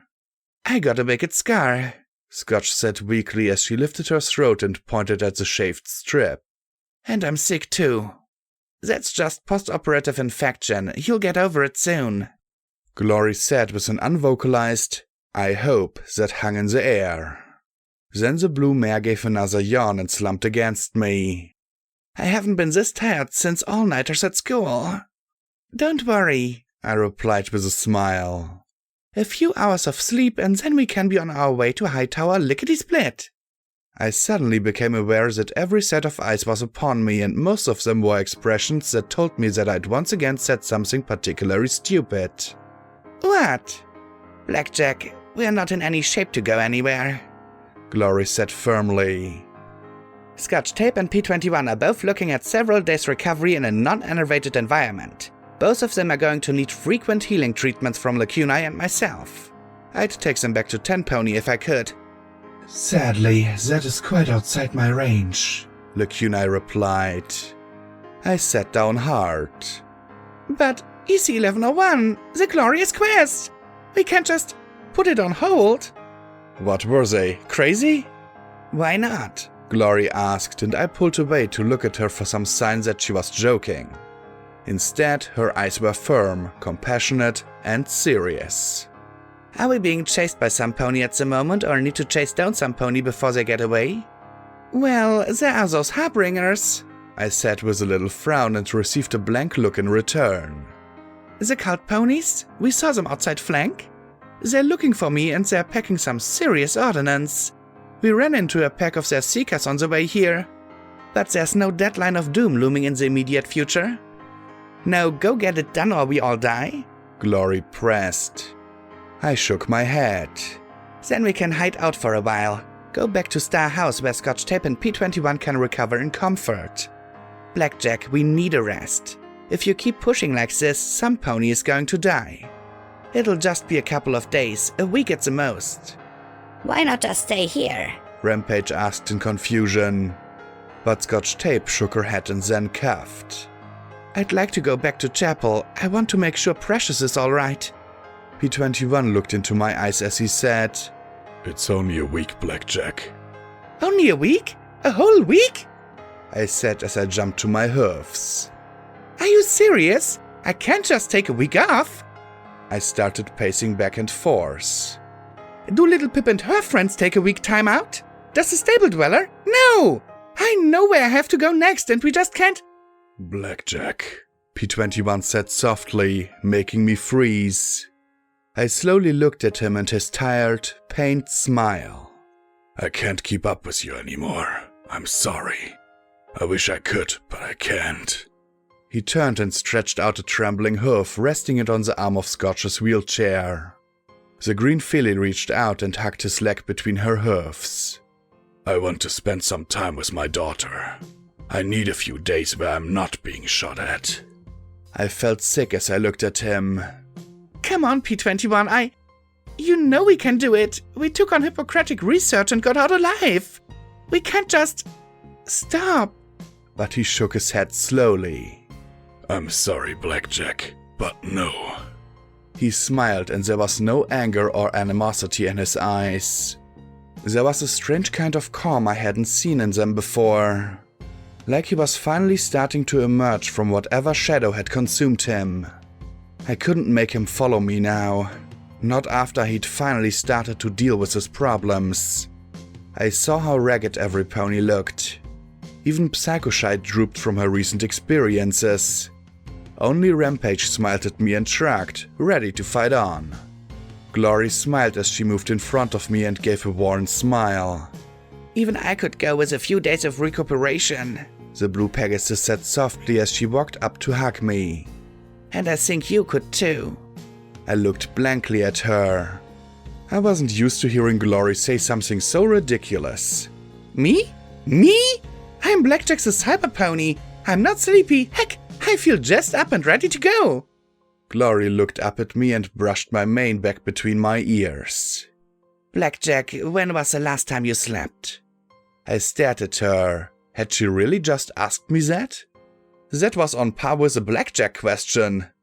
I don't need to sleep anymore, Glory. I've got a power core and legs that keep working no matter what, I said as I jerked back and started to trot back and forth. I don't sleep. I eat gems and metal and you don't want to know what comes of that. I'm not tired and I don't need sleep. Blackjack, sleep is for more than just the body. It's for the mind as well, she said as she stepped towards me. Your mind maybe. My brain is just fine with the whole never sleeping again, I said as I pointed to the clock. Look at what I got done. A whole shopping trip while every pony else was sleeping. And now I don't need to sleep. Why, now I've added a whole third of my life of getting stuff done by not sleeping. I grinned wildly as I backed away, staring at them all. Why didn't they get it? I couldn't stop for a week while they recovered. I couldn't even stop for a few hours sleep. Glory just looked at me for a long, sad, tired moment. Will every pony please excuse us? We need to talk alone. Shit, just when things were getting good, Psychoshite said as she put her forehoofs on her hips. I was so sure that she was going to snap just then. Blackjack doesn't do her crazy by halves, Rampage said as she bit Psychoshite's tail and dragged the protesting mare out after her. P21 just gave me a long, sad smile as Scotch rested her head on his foreleg and closed her eyes. Rather than disturb them, Lacuna levitated both chairs and floated them out in front of her. Then she lifted the baffled-looking Boo and carried her out as well. The sudden silence was overwhelming. Suddenly, I wanted to run. I needed to get out of here. I needed to get to Hightower. I couldn't stop. Stopping would kill me. Glory slowly walked forward and I backed up till my rump hit the pot behind me. I sat down and leaned back, trying to will myself to move away. Blackjack. What, Glory? What? Why are you talking to me like this? I stammered, glancing at her eyes and looking away. I wanted the dealer to distract me. I told you I don't need to rest, sleep or stop. I was damaged and now I'm fixed and regenerated and ready to go. I don't see why I need to waste a week of time. Blackjack. She began softly and put out her hoofs. When was the last time you slept? I told you I don't need to sleep. I miss Blackjack's cyber pony and I don't need to sleep. Sleep won't do me any good anyway. I'll just have some pony else's freaky dreams or nightmares. There's no point in stopping to sleep. I rambled on, looking away and blinking. Funny, I couldn't stop blinking. Blackjack, when was the last time you slept? Was it back in chapel? Glory asked. Look, I was unconscious for a while in Hippocratic research. Had some wonky dreams. I figured that was enough sleep for a few days. I said as quickly as I could. Why couldn't she just accept I didn't need to sleep? Did you sleep at all in 10 Pony? She asked, calmly and reasonably. No, we had sex in 10 Pony, remember? Great fun, let's do it again. But I didn't want sex. I didn't want to rest. I didn't want to stop. Look, you know me, if I wait around I'll get all mopey and you'll be annoyed and everything. Just let it drop, okay? Please? Let it drop? I begged as I closed my eyes. I felt like a stupid fool. If I couldn't see her, then I didn't have to listen either. Her legs wrapped around me. I wished I could shake. I wished I could gasp and my heart could sunder. Instead, I felt still and calm in every part of me except my mind. That was racing faster and faster with every second. Why can't you sleep? She asked. Because I'll die! I'll die again! I screamed at her and shoved her away. I hadn't meant to do that. She slid across the polished floor almost to the far wall. I stared at her as she pulled herself to her hoofs. I shrank back. Oh, goddesses, I didn't mean... I buried my head in my hoofs. Glory! I whimpered. Then I felt her hoof on my mane. I sniffed. I can't sleep, Glory. Sleeping. I drifted off on the boat there and I just know that if I stop and sleep and everything is going to stop again, I'll die. I'll die as sure as if you put a bullet through my head. I'll go to a bad place. I don't want that. I don't want to die again. I said as I quivered. I can't do that. I can't. Security. Terror of Huffington, bearer of the coveted EC-1101. Complete basket case. Psychoshy was right. This had to be some kind of crazy, some level of madness that I no longer knew how to deal with. Blackjack, Glory murmured softly as she stroked me. You have to sleep. It wouldn't make any difference, I said quietly. I don't have my own dreams anymore. Don't, Glory.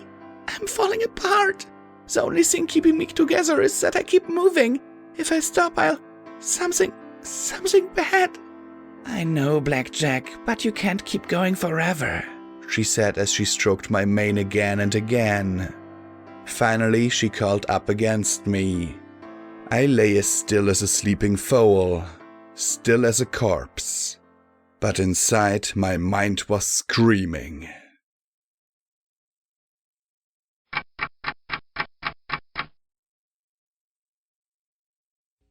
"20 minutes later, she was asleep.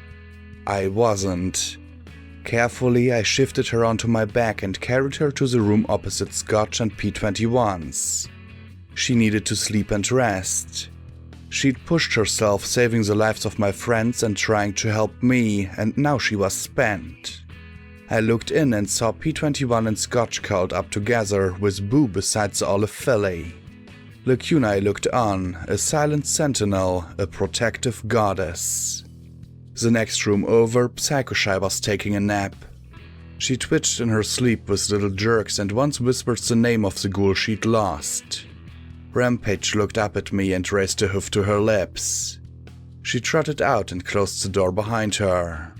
You okay, Blackjack? You look really spooked. It's nothing, I said as I sat.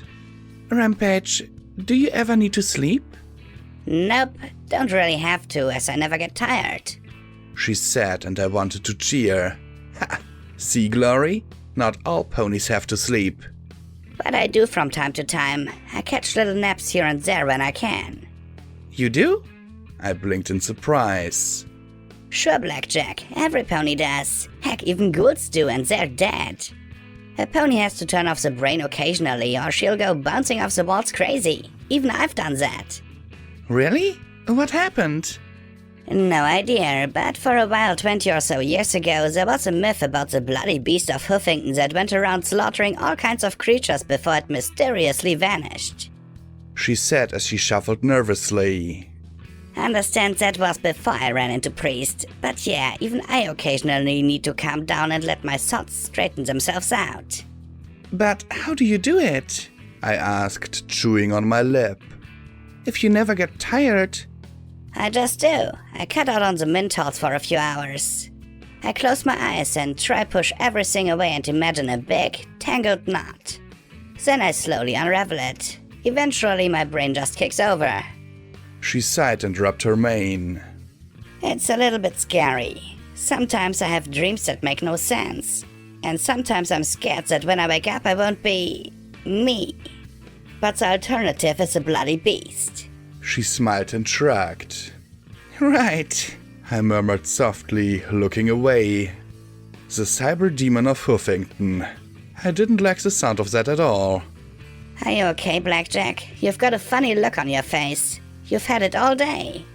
Rampage asked in concern. Not your shooty look, just more crazy than usual. I grinned. Hey, don't worry about me. I'm Blackjack the Cyber Pony. I'll be fine. I just need to calm down. She returned my smile a little uneasily, patted my shoulder, then slipped back into the room. My brain, though, wasn't calm. My thoughts smashed from one side to the other. She was right. I needed to sleep. No, I couldn't sleep. Sleep was bad. But no sleep made Blackjack go crazy. But Blackjack was crazy already. So then no sleep make Blackjack go crazier. But sleep kill Blackjack. But sleep wouldn't kill Blackjack. Then sleep would bring the bad dreams. But sleep was important. Glory said so. But sleep would bring dreams that weren't my own. Besides, I wasn't tired. My thoughts mashed and crashed against each other. A flesh and blood pony would get exhausted. She'd have to sleep. But my body just kept on going. I started pacing in the hall. I had to go. I had to. I couldn't sleep. Somewhere in my mind was a certainty that, if I did, I would die. I'd just float away from my body and leave a blackjack-shaped cyber thing behind. I already saw the dealer. What would happen if Psychoshy was right about how crazy I was? What if I did completely lose it? I saw what had happened to little Pip. What kind of damage could I do? Cyber Demon of Hoofington. Didn't matter, wasn't sleepy, had to go now. I was halfway down the hall before the thought slammed through. Couldn't go, couldn't do that to Glory. Not again. I trotted back between the rooms. Couldn't stay, couldn't go, couldn't sleep. There was only one thing to do. Check and see if the bar was open.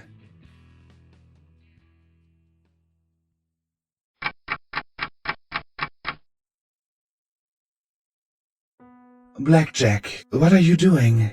Lacuna asked softly as she trotted into the storeroom where we'd found Nurse Redheart. I had arranged the 5 figurines in front of me, set out little paper cups in front of them, and then poured them each a drink. Since they couldn't drink, I was drinking for them. Their normally bright and happy faces looked oddly sad for some reason. I'm having a tea party, I replied to the immense purple alicorn. Only I didn't have any tea, so we're having booze instead. I guess that makes it a shots party. I waved the bottle at her. Blackjack, that is rubbing alcohol, she said aloud in shock. Yeah, stuff is shit compared to Wild Pegasus. I went all the way to Megamart and didn't pick up some quality booze. Irresponsible, I said as I lifted Pinkie Pie's shot. Come on, Pinkie, drink up, it's a party. I lifted it to the grinning pink pony's mouth with my magic. Drinky, drinky! A purple hoof crushed the paper cup. I slowly looked up at her.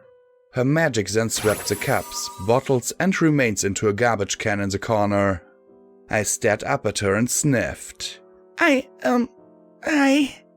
looked at the 5 figurines around me and then back at the purple alicorn. What the fuck is wrong with me? I stammered like an idiot as I looked up at her, like Mom catching me sleeping on my shift or something. My throat closed up. She sat beside me and pulled me into her hoofs and held me. I clenched my eyes closed, imagining it was Mom holding me in her hoofs. Please help me. I'm sorry, Blackjack. I can't. Cast a spell, please. I begged, like a filly pleading to her parent to make it all better. Unconsciousness isn't sleep, Blackjack, Lacuna said quietly in my ear as she rocked me. And I'm sorry, the goddess isn't interested in helping you anymore. I heard her sigh quietly. I wish I could. I wish I could cast a spell to take away your fears and calm your thoughts enough that you can sleep. But I can't. I'm sorry. I'm so sorry I can't help you. I'm so tired of not being able to help the ponies who need it. What kind of goddess can't comfort a troubled friend? Can you take it from me? Please? I didn't even know what it was. My fear? My craziness? The anxiety twisting around in my brain like a frantic red roach trying to chew its way out? The parts of Blackjack I didn't like anymore? Really, could I blame the goddess for what she did to Lacunai? I'm sorry, Blackjack. Lacunai whispered again as I was held and rocked. I tried to imagine a knotted rope. It didn't untie. Instead, it became a noose in a cage. I visualized an IF-88 iron pony and tried to disassemble it. Instead, I imagined a mare in black gunning down a hospital. I tried to clear my brain of everything in it, but it was like trying to stop sand with my hoofs. I'd just treated all of Twilight's friends like toys. I'm sorry, Twilight. I'm sorry. I murmured quietly into her chest, listening to her slow and steady heart.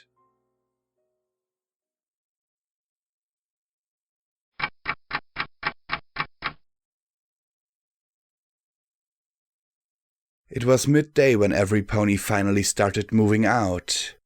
Glory had all the camps she needed to treat Scotch and P21. Rampage and Psychoshy were talking about what they'd have to do to keep every pony safe. Well, Rampage was talking about that. Psychoshy was talking about looking forward to smashing more ponies. Scotch and P21 rode Lacunai, who carried them both without too much effort or complaint. The Purple Alicorn did comment on the anti-material rifle I'd picked up, though. Her magic lifted the gun effortlessly and she smiled as she sighted through the scope. Wonderful high-caliber weapon. A bit too much for sniping, though. The accuracy falls off after 1,000 yards. She worked the slide and smiled in satisfaction, loading a magazine. The size of the weapon and the fact that she could handle it at all with just her horn reminded me of Little Pip. It must be nice to be able to handle heavy weapons with just your horn. You like it? I asked with a smile as I teased Boo with a carrot. Like? No. But I respect it and admire its craftsmanship and capabilities, she said as she pointed it up the hillside to the west, looking through the scope. Then she paused with a frown. We're being watched. I frowned too, extended my fingers, took out Taurus's rifle, and looked through its scope. There, at the top of the low ridge, almost a mile away, I could make out a cluster of ponies watching us. Behind them, I could barely make out a banner of green and black. Harbinger, a half-dozen at least, watching me with binoculars and scopes. Had they been watching to see when we left, or were they waiting for more members?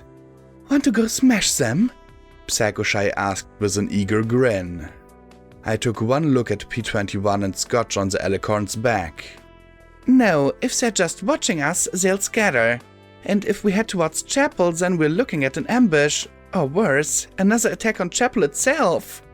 I couldn't do that to the Crusaders. P21, Scotch Tape, Glory and Lacunai all needed to go to Chapel. I didn't.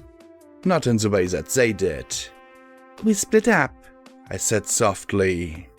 I'm going to have to file that under really bad idea, Blackjack. Rampage snorted. Look, they're after me, right? I asked as I whirled on them.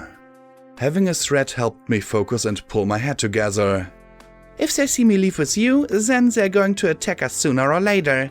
But if they see me trot off east and you go south, who are they going to follow? You want them to chase you? Glory gaped and I felt myself grinning. Sure, I'm the one with the robo-legs, remember?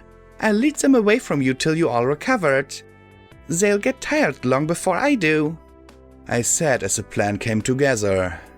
You should still take Flutternut and me with you, Rampage said as she looked at me. I don't want the Harbingers getting the idea of taking hostages. I need you with them. I know they'll be safe with you, Rampage. And I was faster than the steel-clad mare. Well then, take Psychoshy at least, she pressed. The yellow Pegasus grinned wickedly at that suggestion. I gave Rampage a slightly sardonic look and she sighed. Okay, maybe not. I need to make sure that you're all safe. This way they'll be chasing after me, and then later we'll meet up. I said as my thoughts oriented from the dread of sitting around to the plan of action. But how will we know how to find you? Glory asked. We have her pip-bug tag. Scotch Tape replied as she leaned back in P21's embrace. Glory looked at the pip-bug sheet purloined from Psycho-Shy. We can find Blackjack anywhere in the city. Glory still frowned. But how will we know if you're alright? Duh, we'll listen for her, Scotch Tape said with a small smile. Remember on the Celestia, Blackjack? Your pip-bug is a broadcaster. So all you have to do is send a signal and we'll know if you're okay or if you need the cavalry to come. Glory chewed her lip and I went to her and held her in my hoofs. Are you sure about this? All alone with no friends? She asked as she stroked my restored cheek. I smiled and kissed the end of her muzzle softly. I won't be missing any friends, Glory. I'll have you with me, no matter where you are. She kissed and I kissed back. Now that I had a plan, all the skittering doubts were scurrying away into the corners of my mind. Get some sleep. Please try, she said quietly as she bumped her forehead against mine. I will, I said with a small smile. But I doubted I was going to get much of a chance in the next couple of days. Suddenly I became aware of a hissing above me and glanced at Psycho-Shy hovering there. Don't move, she said around the mouth grip of a spray paint can. I groaned and closed my eyes. Did I really want to know? Finally, she finished and tossed the can away. So, what did she do? I could always replace the armor with the one I'd stashed. She wrote security, Lacuna said softly. Only she left out the eye. And she drew a bullseye beneath it, added P21 dryly. I sighed but smiled. Well, I'd wanted them to follow me. Wait one moment, Lacuna said as she lifted the tossed can and sprayed a few more times. There, better. I blinked and looked back at the little white filly rearing she'd deftly painted on my armor's rump. Your good luck symbol, as I recall. Yeah, I guess it is, I said with a smile. I wonder what Scoodle would think of the stable pony now. I turned to her and gave her a hug. I'm sorry too, she replied, stroking a wingtip along my cheek. For what? I asked. For the goddess being a tool? For not being able to help the craziest pony in Equestria? But she just smiled sadly and shook her head. It took some time to convince Boo to go along. She looked just as uncomfortable with my plan as Glory. Finally, I'd had to tie a bridle and give the lead to the Pegasus. The pale mare looked hurt and confused, no matter how I stroked her milky mane or ears. Please take care of yourself, Blackjack. Please, Blackjack, I don't like the idea of you being alone. I won't be. I'll know you're safe, and we'll be together soon. I promise. The fat, swollen clouds overhead rumbled low and deep. The heat and damp pressing down. As if some great stratospheric beast's stomach growled in anticipation of the impending chase. We shared one final kiss, and then my friends started off to the south. I watched them go with a bit of trepidation. There was no guarantee they'd reach Chapel safely, but right now they were as safe as I could make them. When they were out of sight along the Sunset Highway, I looked back at the hill and saw every set of eyes locked onto me. In spite of everything, I couldn't deny an unmistakable thrill coursing through me. Okay, catch me if you can, you miserable herd of mules! I said as I opened the panel in my leg, showing the black screen of the Delta within as I waved to them. Instantly, the six set off down the hill towards me. One fired a red flare into the air as they ran. The heavens let loose a flash of lightning, splitting the clouds, and the rain began to pour. I snapped the panel shut and tore down the road east as fast as my legs could carry me, shouting, "Enter up!"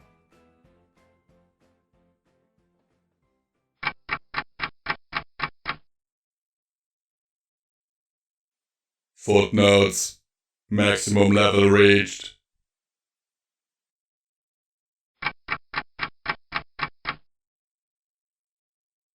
Credits. You have been listening to Fallout Equestria Project Horizons Chapter 41. This chapter was narrated for you by Visual Pony. Sound effects were provided by freesound.org and Visual Pony's own production. Music was provided by the YouTube Audio Library. Additional voices were provided by Ice Gazers. Homage. I don't want to know the truth. I don't want to imagine a chance that she killed every pony. It was just a village. It'd been there forever, never bothering any pony. Elia Leonov as DJ PON3. Bringing you the truth, no matter how much it hurts. See you next chapter, every pony. Sincerely yours, Visual Pony.